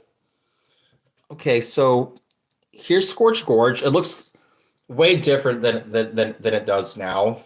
in a place called Splatsville, turf war battles are the locals' favorite pastime. 2 teams of 4 will ink for 3 minutes. Okay, so here's mincemeat. As expected, it looks completely different way back than it does now with all the reworks and stuff. The team that inks the most in their color, in other words, claims the most turf, wins. Yep, it looks completely different than as you can see here by looking at the top. Yeah, mincemeat looks completely different than it does way back. Now, that's not all inking is for. Ink walls to swim up. Or get sneaky and hide in ink to splat opponents. Yeah. The more ink you spread, the bigger the advantage you'll have in battles. Whoops! If you're out of ink, submerge in it to refill. Yeah. Techniques like this. Okay, the Squid Surge. We knew about this since the reveal trailer, or should I say the announcement trailer. Squid Surge to swim up walls in a single burst. And the squid roll to jump out of Yeah, ink while I do the squid roll quite a lot when I'm trying to refill my ink tank in a short amount of time, which is really can be pretty handy. simultaneously turning around have also been spotted.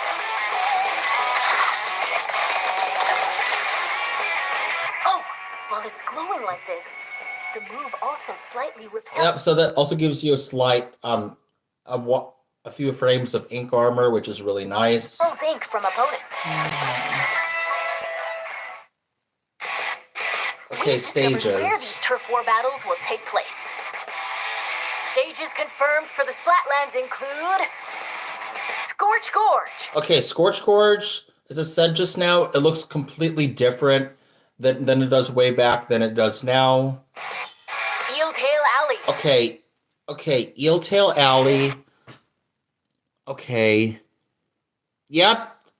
It looks completely different than it does than way back then, because as you can see that area right about there, there used to be a ramp there, but now they took out that ramp. Mincemeat metalwork. Okay, as I've said, Oh, crap. No. I did not mean to do that. Let's get back to where we were.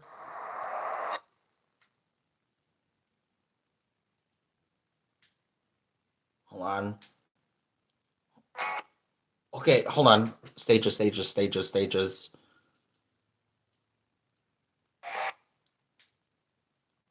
Oh, no. Hold on, no, not. The rotating wall. Hold on. So let's go right here. Stages confirmed for the Splatlands include Scorch Gorge, Scorch Gorge, yes. Steel Tail Alley, Yep. Mincemeat Metalworks, Okay, Mincemeat, yep. Looks completely different than it does way back then. and Undertow Spillway. Okay, Undertow Spillway. Yep, it looks completely different than it does way back then because I said there's no poles. And there's actually slightly more ramps. There seem to be other stages as well. Hagglefish Market. Okay, so this is actually the best new stage added to Splatoon 3. Way back before we got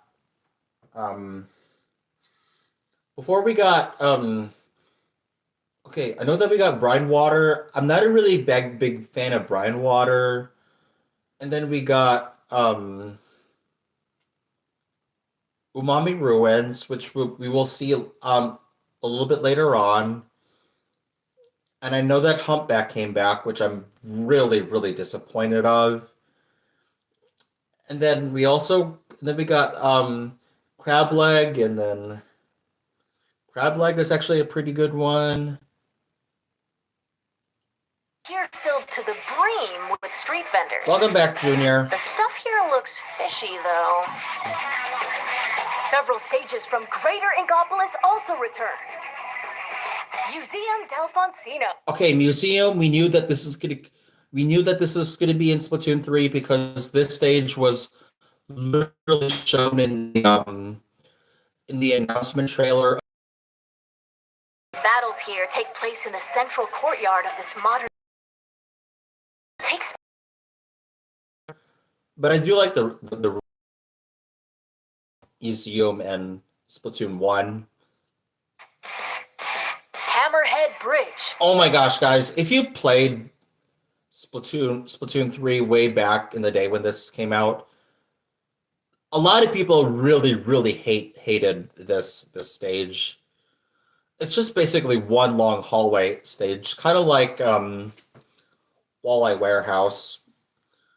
And to be honest, Hammerhead Bridge, this game is basically Walleye Warehouse in Splatoon 3. This bridge connects Greater Inkopolis to the Splatlands. After lots of construction work, it's finally open. Thanks to the bridge, transit to and from Greater Inkopolis is much easier.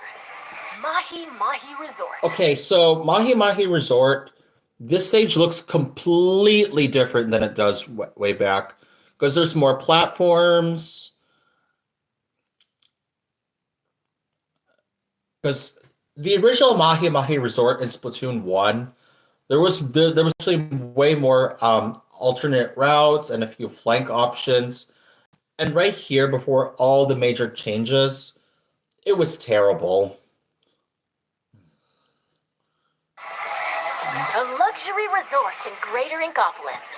Pay close attention to the platforms that sink as the battle goes on. There will be more areas to ink after, so don't forget to splat up. Including the stages you see here, a total of 12 away. Okay, so Inkblot, yeah, there's hardly any changes. Sturgeon Shipyard, a few minor changes. Mako Mart, hardly any changes. And Wahoo World in this game and Splatoon 2, it's literally identical before they put all the polls and stuff on Wahoo World and like 70% of the stages in Splatoon 3 with all those unneeded polls. And why is it all blurry again? More stages. Okay, so as you can see here, there's on the left is Flounder Heights, and on the right is Umami Ruins. And to be fair, I'm very disappointed with Flounder Heights in this game. And I'm pretty sure a lot of you Splatoon 1 veterans way back in the day really hated Flounder Heights in this game with how it's not really too vertical. And Umami Ruins, it was actually pretty bad when it first came out in the fresh season of 2023, but there have been a lot of changes to the map, which made it so much better. But it's still not my favorite though. This will be added in free post-launch updates. Now, let's Okay, get into the weapons. inky essence of battles. Weapons. First, it appears that all the basic weapons from previous games will be available. Yep. On top of that, Splatland specific weapon types. Yep, there's the stringer, which everybody called it the splat bow before it got its actual name. Types, such as the bow-like stringers, will make their destructive debut. We've also verified a new weapon type called Splatanas. This is the Splatana Wiper. There's the wiper, which is completely different than from the stamper, as well as the decavitators, but the decavitators hasn't been out until since the last season, I should say. The last post-launch season before content updates stopped for Splatoon 3, but who knows? There's still hopes for third kits. Have a good one, Jake. And also, guys, speaking of third kits, guys, please put your copium tanks away until further notice about third kits in Splatoon 3. Send blades of ink flying with the centrifugal force generated by swinging. Swing after charging up a bit, and it'll transform into a charged slash. A charged slash. As expected, it's powerful as a long-range attack. But the charged slash at close range is also quite devastating. Yep. What stage do I like? Okay, in Splatoon 1, I love Salt Spray Rig. Splatoon 2, it's Moray Towers. Okay, for Splatoon 3, there's a lot of maps I don't like in this game. But if I pick one map in Splatoon 3, I gotta say it's probably it's gotta be Robo Ramen. Robo Ramen is by far my favorite stage in Splatoon 3. As I've said, Splatoon 2, I like Moray Towers. Splatoon 1, I like Salt Spray Rig. But if you, Junior, if you went back to my reaction to the Splatoon 1 Direct, I still really wish that Salt Spray Rig made a return in Splatoon 3. And I really, really, really hope that Salt Spray Rig makes a return in Splatoon 4. Salt Spray Rig needs to come back in Splatoon 4.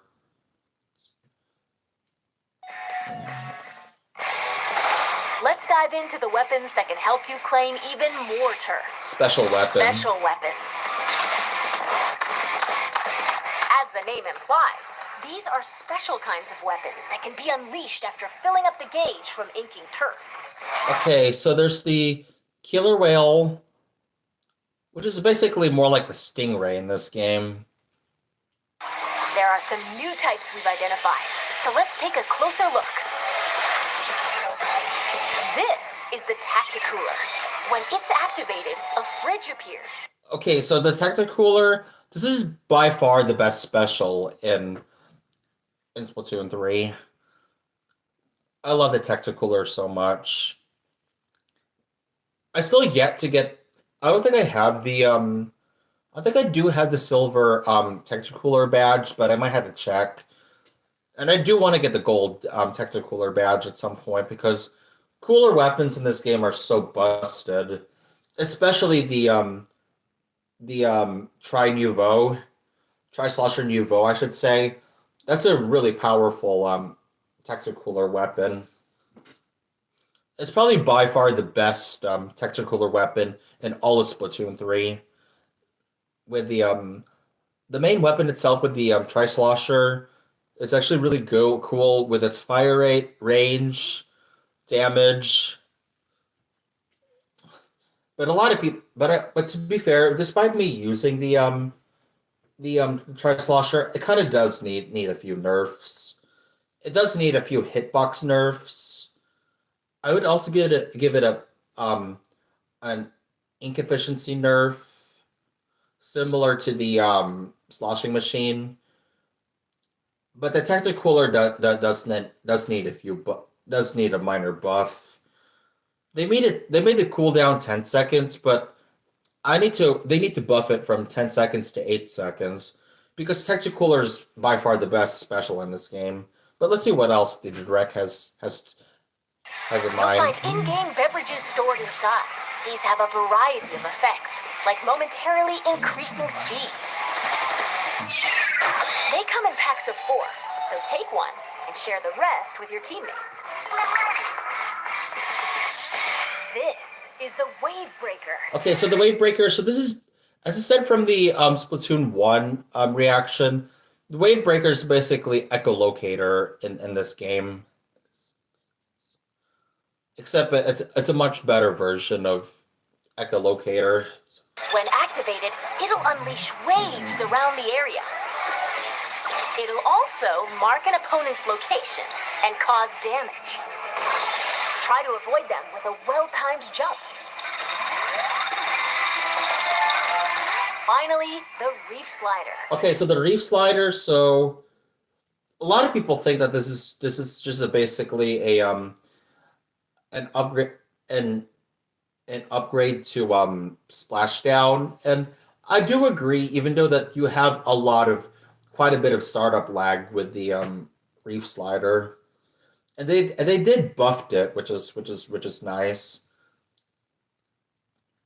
And I do love Reef Slider weapons such as the Reflux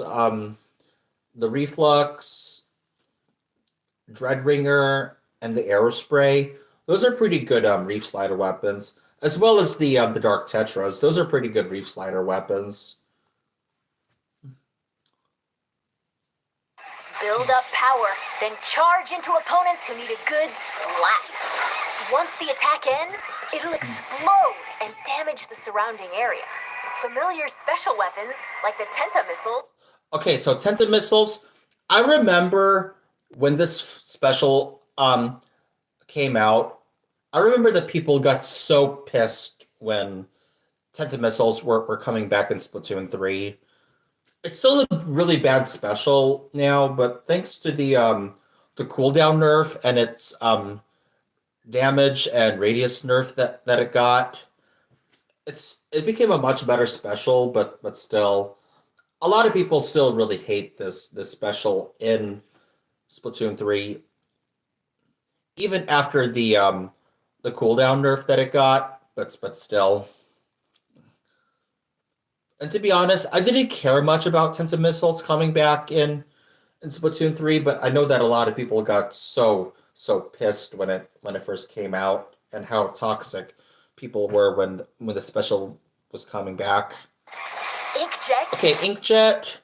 Inkjet was okay, I guess. It's not a very good special in Splatoon 3, and it's still a pretty bad special in Splatoon 2.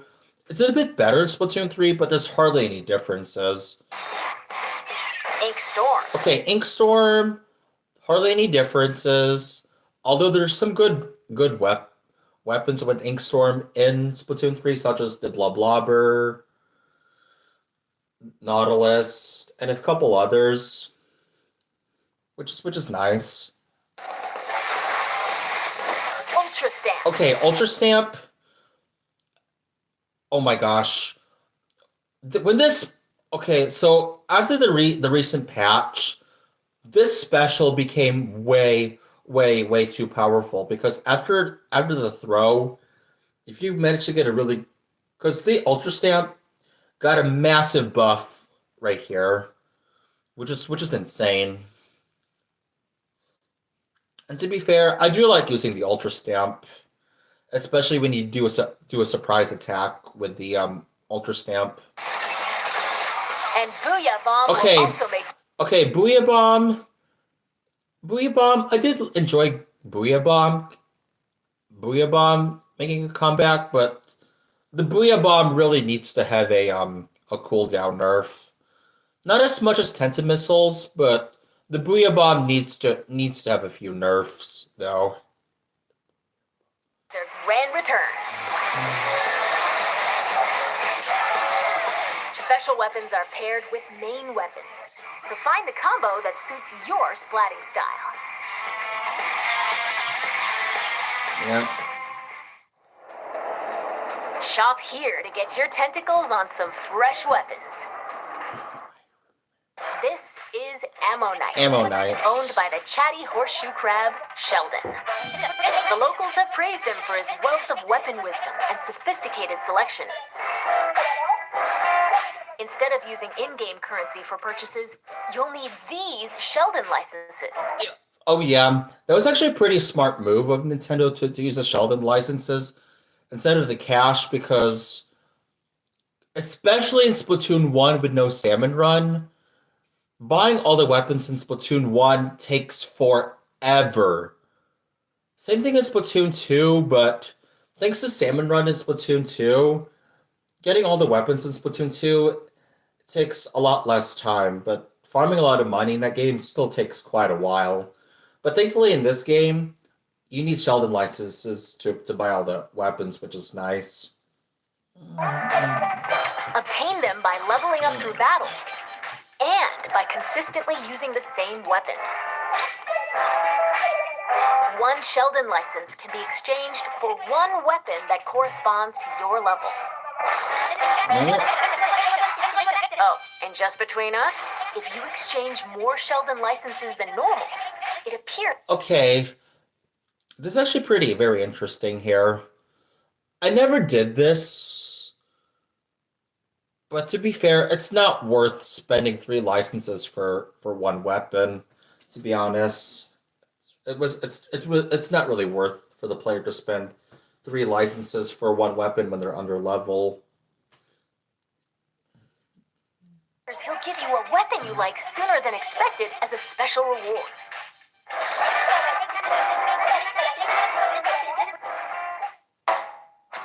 By the way, the Inklings and Octolings walking around town are pretty savvy about their fashion. Savvy about their fashion. Things like headgear, clothing, and shoes are just as important as weapons to staying fresh in Splatsville. Yep. Gear can be obtained in the shops around here. Each one is managed by an interesting shopkeeper. So let's drop in. Yep, let's drop in. This is not couture. Not a headgear couture. shop. You'll find an array of hats, masks, and glasses, so you can get ahead of the game. Yeah, that was actually a pretty nice joke there. Ahead of the game because you're inside a head shop, which is a pretty nice joke there. The laid-back Nautilus, Gnarly Eddie, and the energetic Nails, the snail sitting here, run the shop. Yeah, I never even noticed that snail when I go into the headgear shop in Splatsville, because I mainly go to Inkopolis Square and sometimes Inkopolis Plaza. This is the clothes boutique, Mana Wardrobe. Okay, Mana Wardrobe. It specializes in tops, like t-shirts and jackets. Yep. The shopkeeper, Gel Lafleur, might be a touch archaic with words, but this jellyfish has a keen eye for fashion sense. Keen eye for And finally, fashion show. the shoe store Crush Station.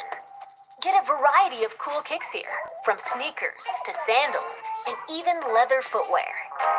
Yep. It's owned by Mr. Coco. He might look intimidating, but deep down, he's a nice guy. Probably.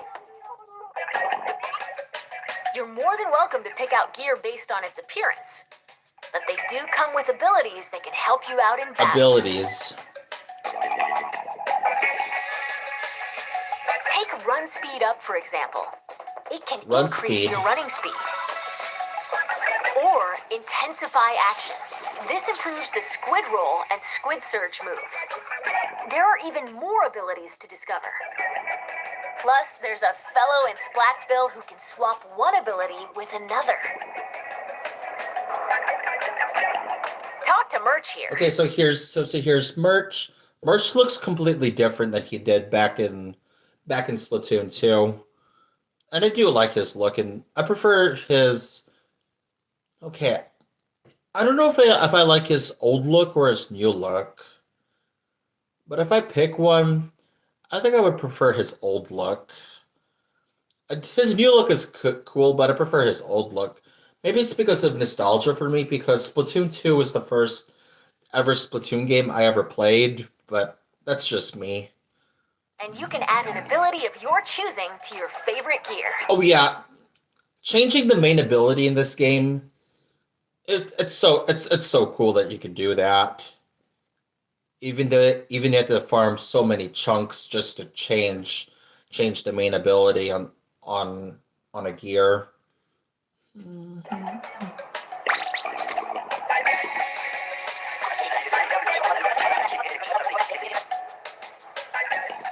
if you save your favorite gear combinations as fresh as fits, you can change in a flash. Flavor up your fashion with whatever outfits you want. Simply splat-tastic. Yeah. The lobby. Welcome to the Lobby, a gathering spot for those seeking fresh battles. Turf war battles aren't the only things that happen here. Okay. You can also square off in anarchy battles, where you compete for rankings. Okay, anarchy Hold battles. the active zones in splat zones. Yep, spot zones. Ride the tower to the goal in tower control. Carry the Rainmaker to its destination in Rainmaker. Or collect and throw Okay, so here's Clam Blitz, which is nice. Welcome in, Isaiah. I'm just reacting to the Splatoon 3 Direct here. Hopefully you're having a nice evening, Isaiah. in Clam Blitz. Duke it out in these 4 modes, which are on rotation. Want to take on a challenge solo? Select Anarchy Battle Series. Anarchy Battle If you want to team up with Series. friends, joining Anarchy Battle Open. Anarchy is the Battle way to go. Open. You can also play private battles online. Private battles, Set yep, battle as modes and expected. other options to your liking. Why not play with your favorite battle modes alongside friends? Yeah, I cannot one of these days when we are able to play Tricolor Turf War as well as the normal Splatfest mode in private battles. It's going to be a miracle when we're able to do that. I'm doing good, Isaiah. I'm doing good. Just reacting to the Splatoon 3 Direct here. And also, Isaiah, if you scroll back, I also did react to the Splatoon 1 and Splatoon 2 Directs, and it's incredible how much the game how much the series has evolved over the past decade. Information about these game modes will be available soon on the game's official website.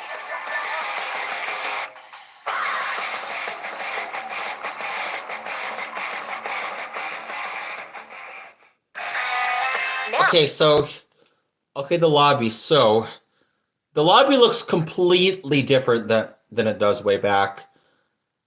Because there used to be 2 vending machines right there, and now one of them is replaced with the jukebox.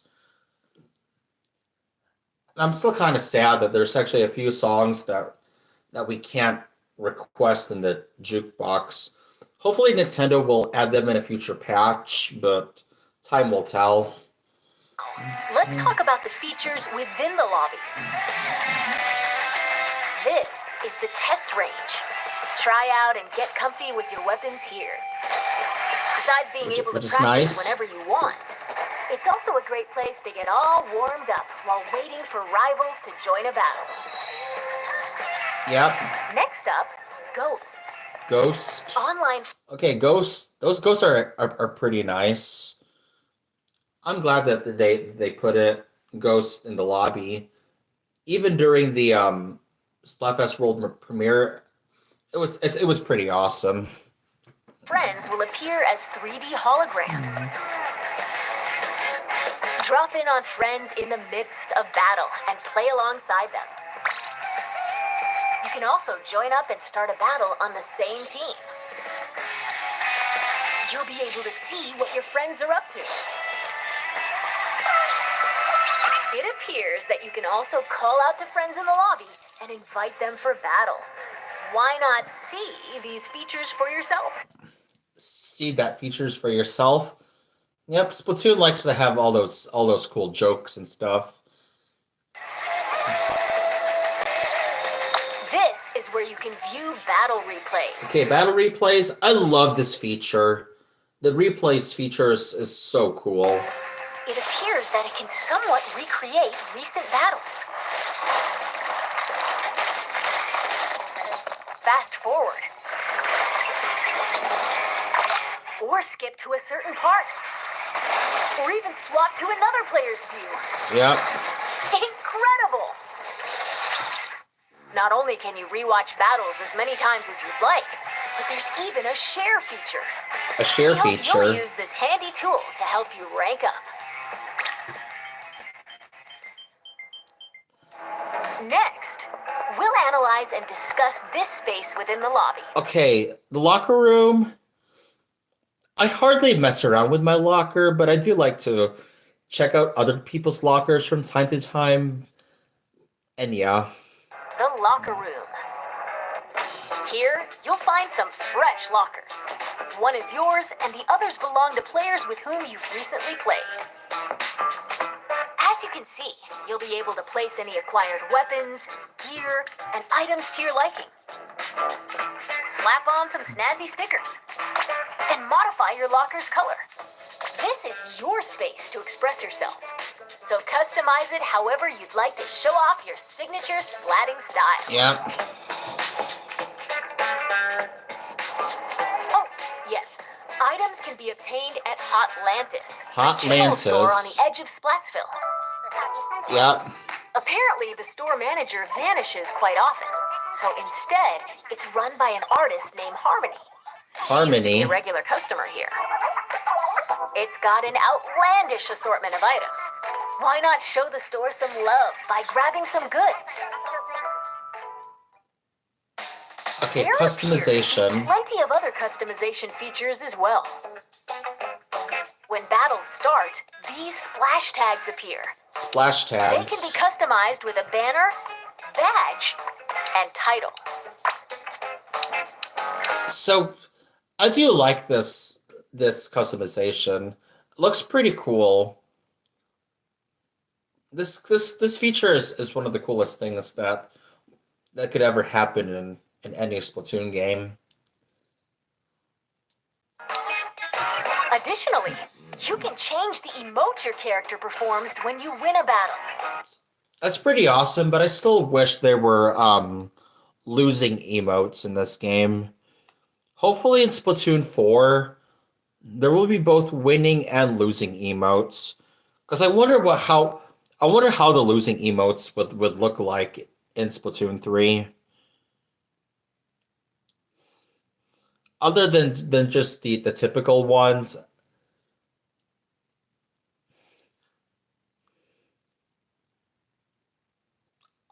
If they ever add losing emotes in Splatoon 4, they better make them look sick.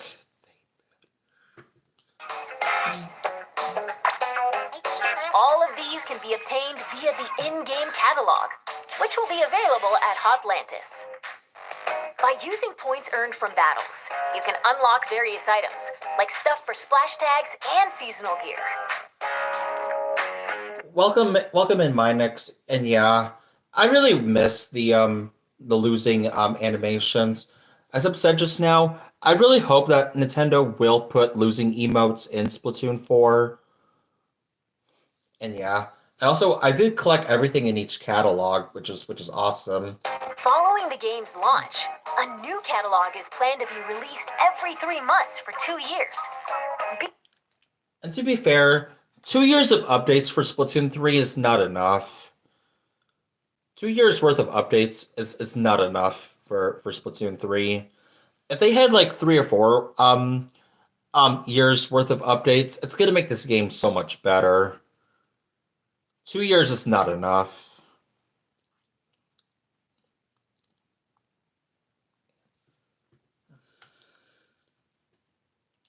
Be sure to snatch up everything you see in each catalog.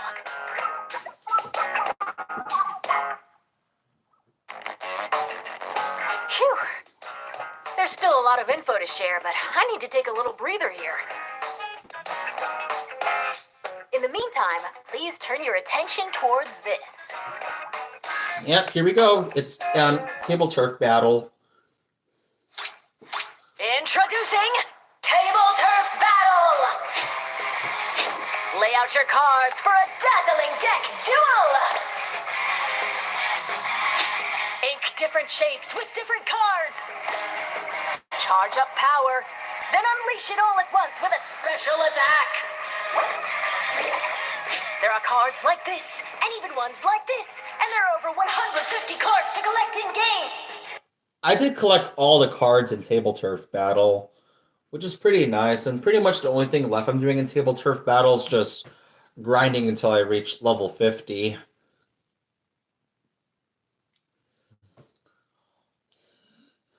I really want to try to get to level 50 in Table Turf Battle before the Splatoon 3-year anniversary, but time will tell as long as I put enough effort and time into Table Turf. So build your deck and send your rivals packing! The Splatsville locals eagerly await your challenge. Table Turf Battle! Table Turf Battle. Every player will be gifted an in-game starter deck.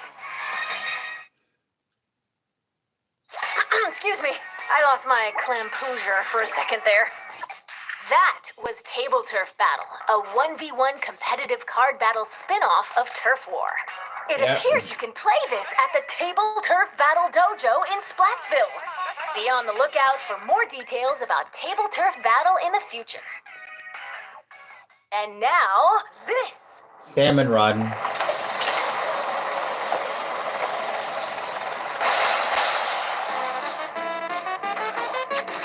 Salmon Run is a simple job that requires 4 players to work together to collect power eggs from the salmonids advancing on them.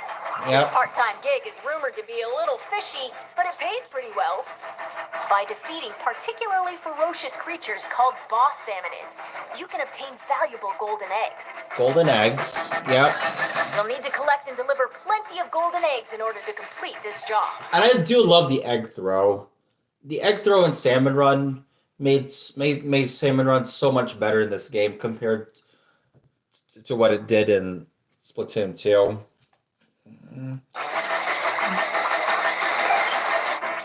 This time around, we've confirmed some new types of boss salmonids. So let's share our findings. First up, the Slammin' Lid. Okay, it's the Slammin' Lid. There has been so many times when somebody betrays me with the Slammin' Lid. I go underneath the Slammin' Lid, then somebody just charges underneath, and they kill me because of it.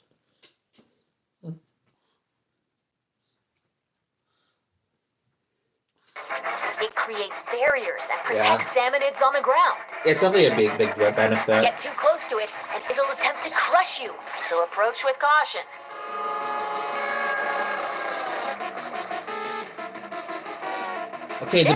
Next, the Big Shot. Okay, Big Shot. This thing is such a pain to deal with at low tide. I hate dealing with big shots at low tide. It's such a pain to deal with. It fires heavy projectiles from a distance. Be prepared for powerful shockwaves when they land.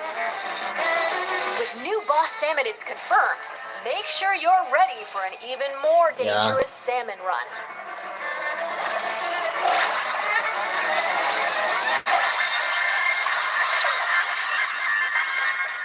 Okay.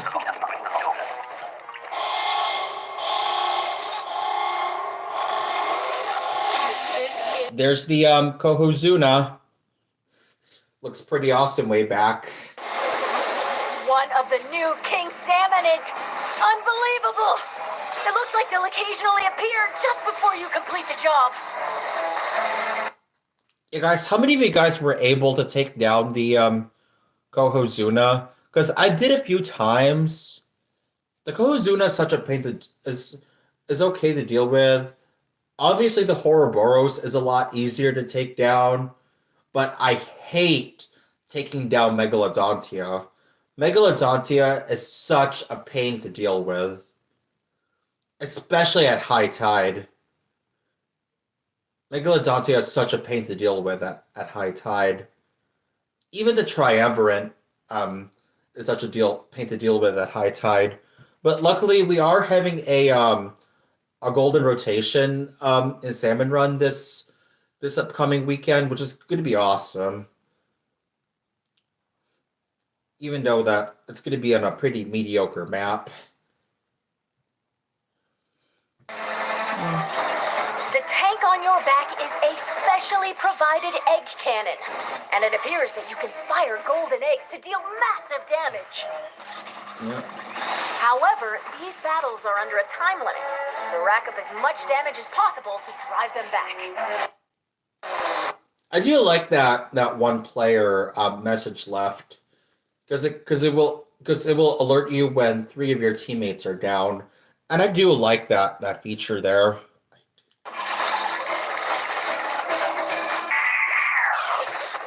Okay, big run.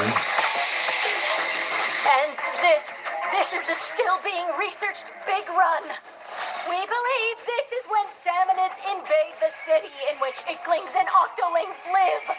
Yeah. It appears that this event happens once every few months, so brace yourselves! Big run is coming! Oh yeah, speaking of big run, guys, there will be a big run event coming up on June 13th until June 15th. And sadly, it's on Undertow Spillway, and I hate that stage so much. Especially the big run stage of it. Oh my gosh, it's such a nightmare. Okay, story mode. Now, observe this manhole in Splatsville Square. This is actually the entrance to the home of the Octarians, the Inklings' longtime enemies. As Agent 3, the newest recruit of the new Squidbeak Splatoon, you'll do battle with the Octarian army, whose members are covered in hair for some Oh yeah. Along with your buddy Small Fry, you'll explore many stages, each one full of twists and turns. Oh, I almost forgot. Story mode is perfect for getting familiar with inking turf and using weapons, so newer players might want to try it out. Which is pretty cool. Well, we've come this far. What awaits the Inklings and Octolings in the end? We hope you can witness the epic finale of this splattastic saga. Okay, so I wonder what the Splatoon 4 story mode is going to be like, because since this game is the end of the Splattastic saga and Team Past won the Grand Festival, I wonder how the Splatoon 4 story mode is going to take place in the past. Whenever the game gets announced and we get the story mode trailer for Splatoon 4 when it comes out in the next future, because as I heard just now, Splatoon 3 is the end of the Splattastic saga. Team Past won the Grand Festival, so I wonder what's going to be happening in Splatoon 4. Regardless of the story, because it's going to be the start of a new saga in the Splatoon series, and of course they need to put a little bit of backstory as well in the previous 3 Splatoon games during the main saga story. But time will tell when we get Splatoon 4 and play through the story mode in that game. We're back in Splatsville. From here on out, we'd like to talk about other features that'll help you enjoy your splatting escapades even more in the Splatoon 3 game. Yeah. Illustrations Yeah, here via this mailbox. Okay, the mailbox. They'll be displayed all across the city and even in stages. So put on your artist cap and post away. Vertical illustrations will also be supported. Additionally, you can grab... Okay, yep. So this is nothing different from the Krusty Sean stand. So guys, I'll be right back. I'm gonna go get some water really quick. So BRB, guys.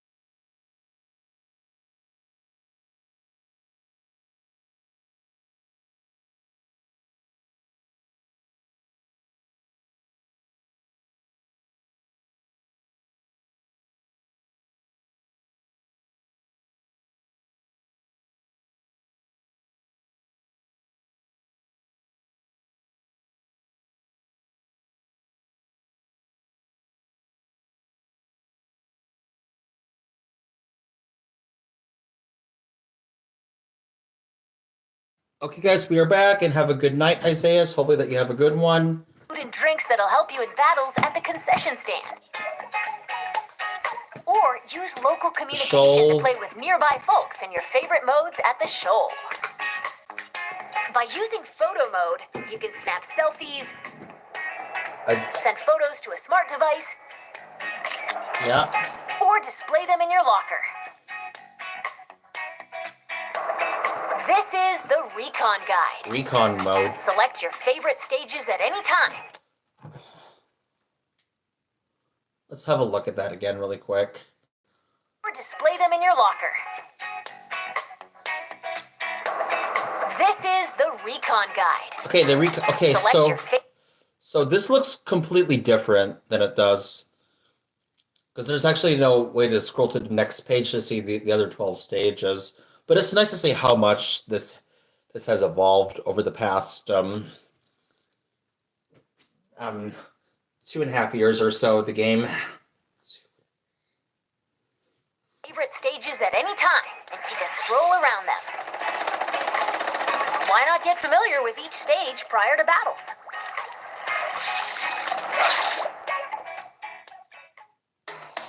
This is Splatnet 3. Splatnet 3. You can use this with your smart device. It contains features like checking your latest battle stats. Yeah. And ordering special in-game gear not sold in shops from the Splatnet Gear Shop. But that's not all. Access features like Krusty Sean's Wonder Crust. Support this fellow's journey using ink points earned depending on the areas you inked during battles. Yeah. Or view history to take a trip down memory lane with your past ranks. Yes. You can also snag special wallpapers and more for your smart device. So be sure to grab them. It appears that Splatnet 3 will be available at launch via the Nintendo Switch Online mobile app. Yep. Next up, Amiibo figures. Scan Yep. Splatoon series amiibo at this spot in Splatsville. Yep, we knew about the And voila! Saving your favorite gear combinations as Yep. fresh as fits will allow you to easily swap outfits. Yep, we knew about the amiibo feature. Additionally, it seems you'll be able to get special gear and even snap photos together with amiibo. Which is nice. Awesome. And Splatoon 3 amiibo in. Yep, I do have all of those amiibo there, which is nice. It's nice to have all the Splatoon amiibo. Coming. Release is scheduled for this holiday.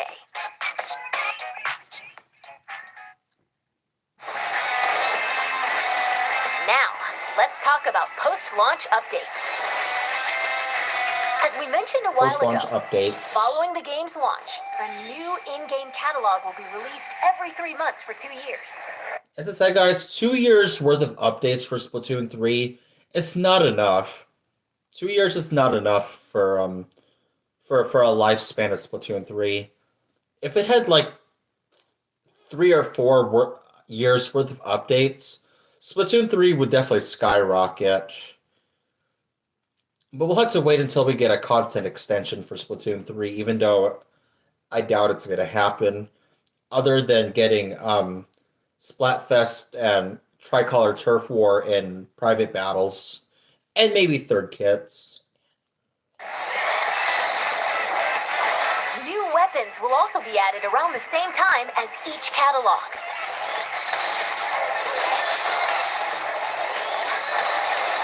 In addition, X Battle, available after attaining an extremely high rank in Anarchy Battle, and League Battle. Okay, so League Battle never came in Splatoon 3.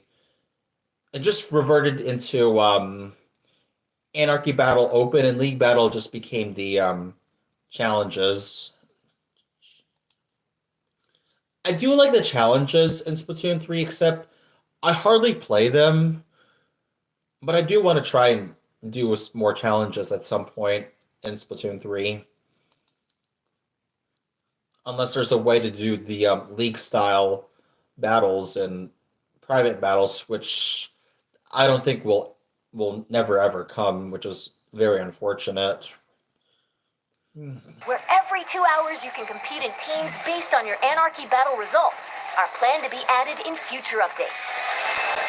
Furthermore, for this game, we're planning to add large-scale paid DLC. Okay, large-scale DLC, so that's the was definitely the side order DLC, as well as the Inkopolis Plaza DLC. But I still wish that there were more waves of DLC for Splatoon 3. Hopefully, when we get maybe like Splatoon 3 Nintendo Switch 2 Edition or Splatoon 3 Deluxe, which I don't think those will ever happen.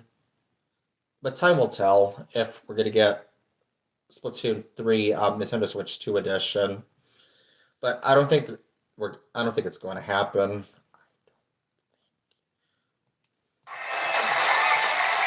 More details will come at a later time, so please be on the lookout. And now, I'd like to wrap up this research report from the Squid Research Lab. What?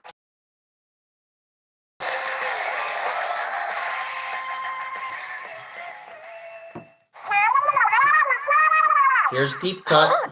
Who are you supposed to be? Here's Deep Cut, guys.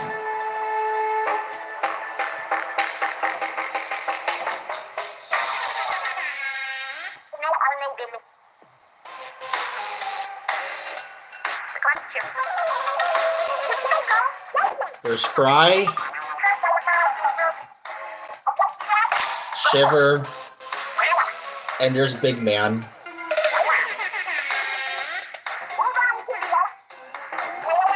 Big Man's so cool. There's Deep Cut. Oh, Squid. I completely forgot to tell you about Deep Cut. They're an incredibly popular trio who host the Splatsville news program, Anarchy Splatcast. Anarchy Splatcast. They provide information on battle stages, as well as other news bulletins. Which is... While we're on the subject, the youngsters of Splatsville own sea cucumber phones. They can check the news while doing other activities, as shown here. It's pretty cool that people were begging for Nintendo for you to skip the news, and look, we can get to skip news, even though that there's going to be some cases where we can't skip the news. It was mainly during Splatfest, a new season, the end of a new season, and challenges, and as well as extra work and a big run announcement. But I'm glad we get to skip the news most of the time.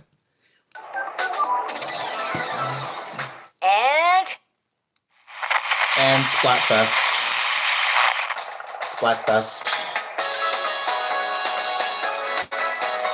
Because I know that Nintendo likes to post Splatfest at the end of their Splatoon Directs.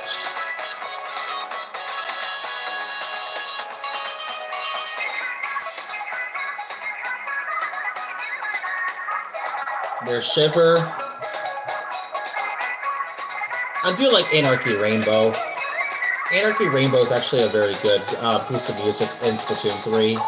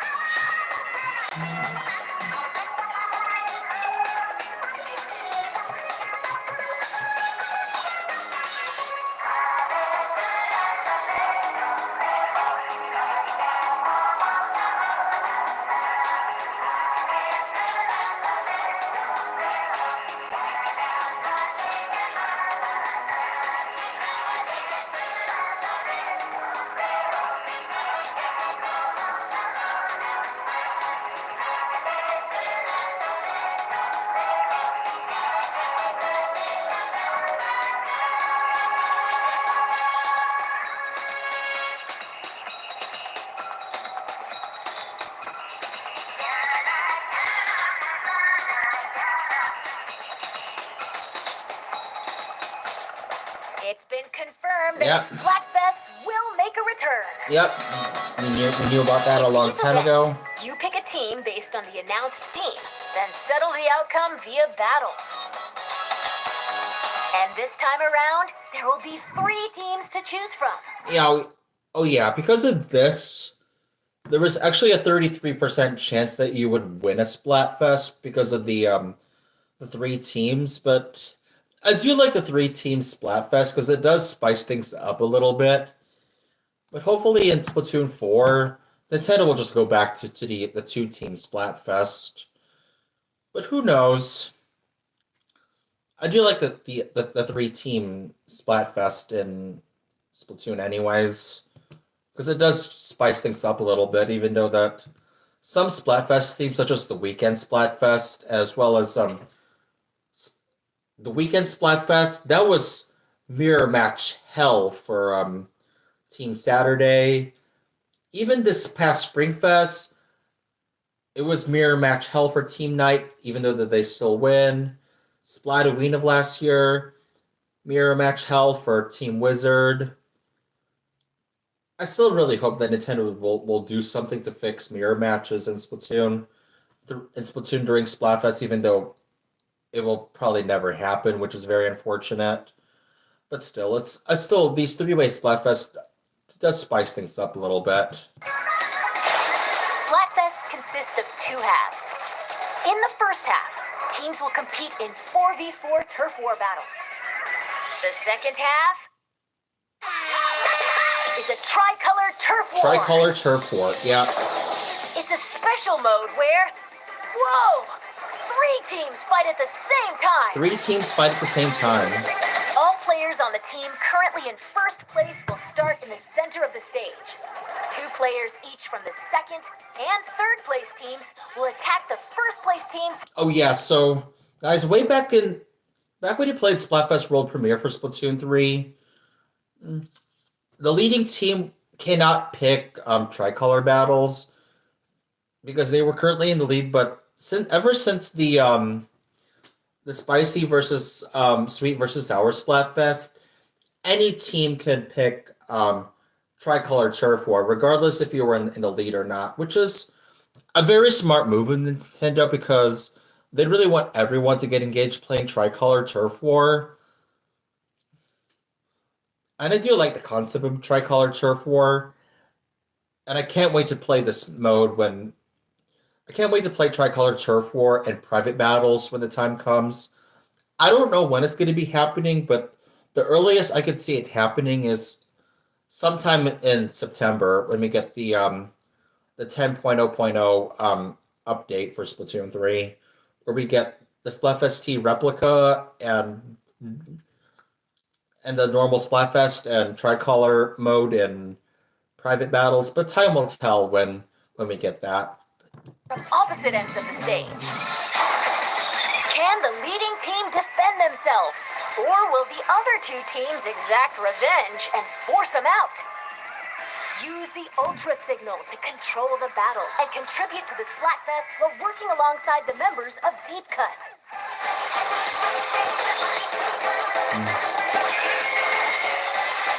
Okay, we're going to close out this presentation with an announcement from Deep Cut. Take it away.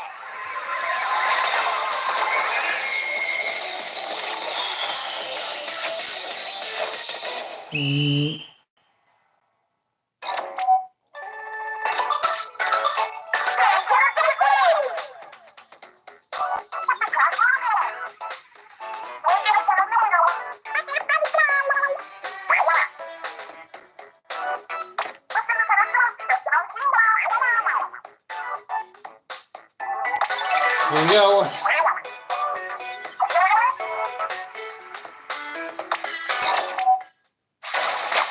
Splatfest World Premiere.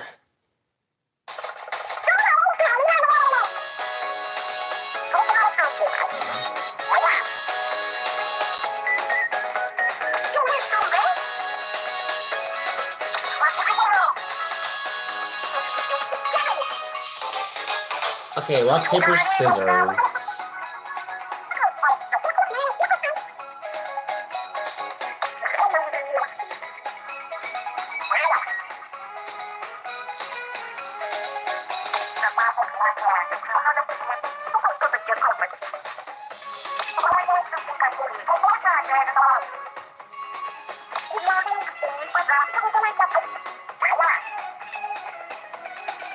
Yeah.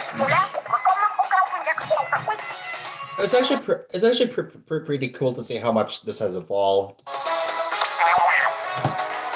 Yep. Boom, boom, boom, boom.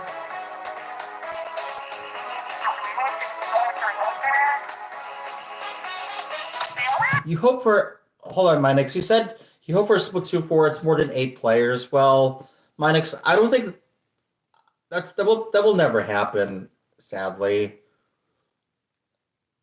That will never happen having more than 8 players, unfortunately. I know that would definitely spice things up, but sadly, that will never happen.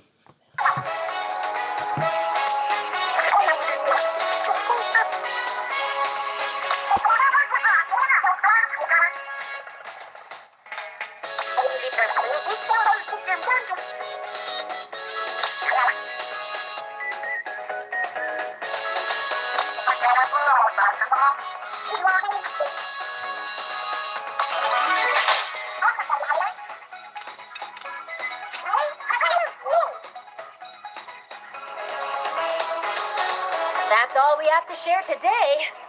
Or not. Or not. And now, announcing the Splatoon 3 Enter the Splatlands Invitational 2022 Tournament. This event will take place on September 5th at PAX West. Some of the top finishers from this summer's Splatoon 2 Inkopolis Showdown will head to Seattle and compete in North America's first ever Splatoon 3 Invitational. Follow the official Nintendo versus Twitter account for updates. And to see more of our research findings as we uncover them, follow the official Splatoon North American Twitter account. Yes. We hope you'll have an incredible time starting September 9th. Bye-bye. So guys, it's really crazy to think how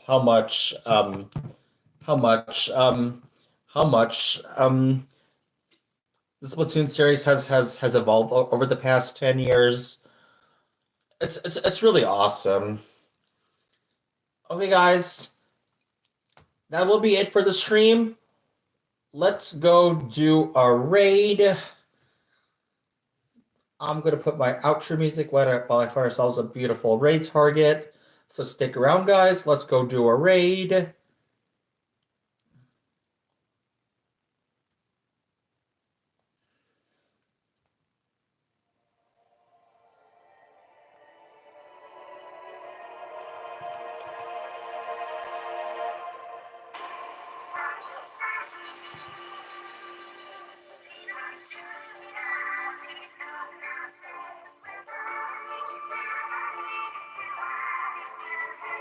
Minix, I can only type that command, sadly.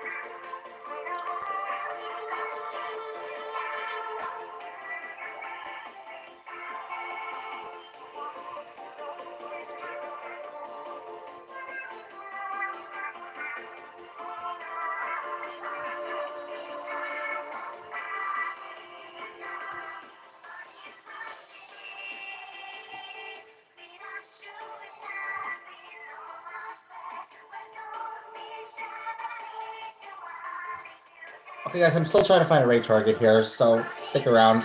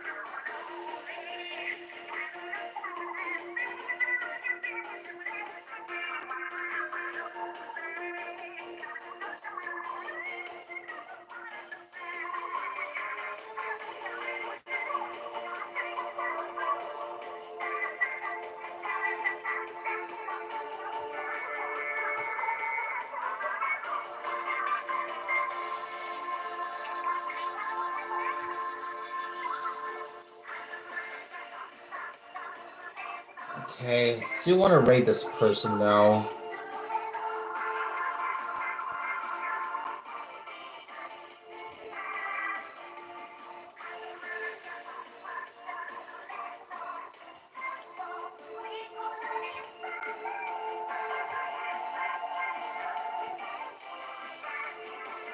Oh, shit. Forgot to plug my stream on Discord.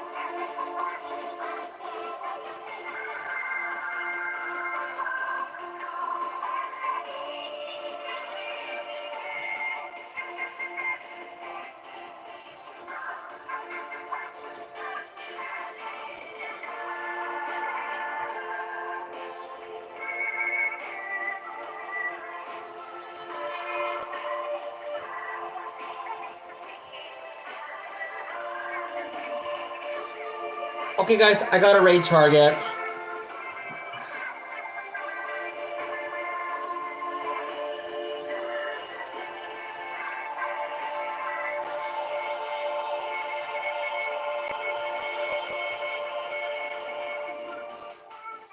Okay, I can't tell if they're ending still.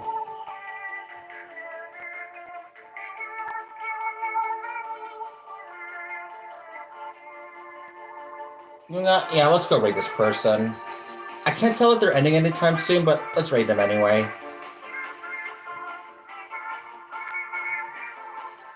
Okay, guys. Copy and paste the hashtag. See you guys tomorrow night when I do some shiny hunting.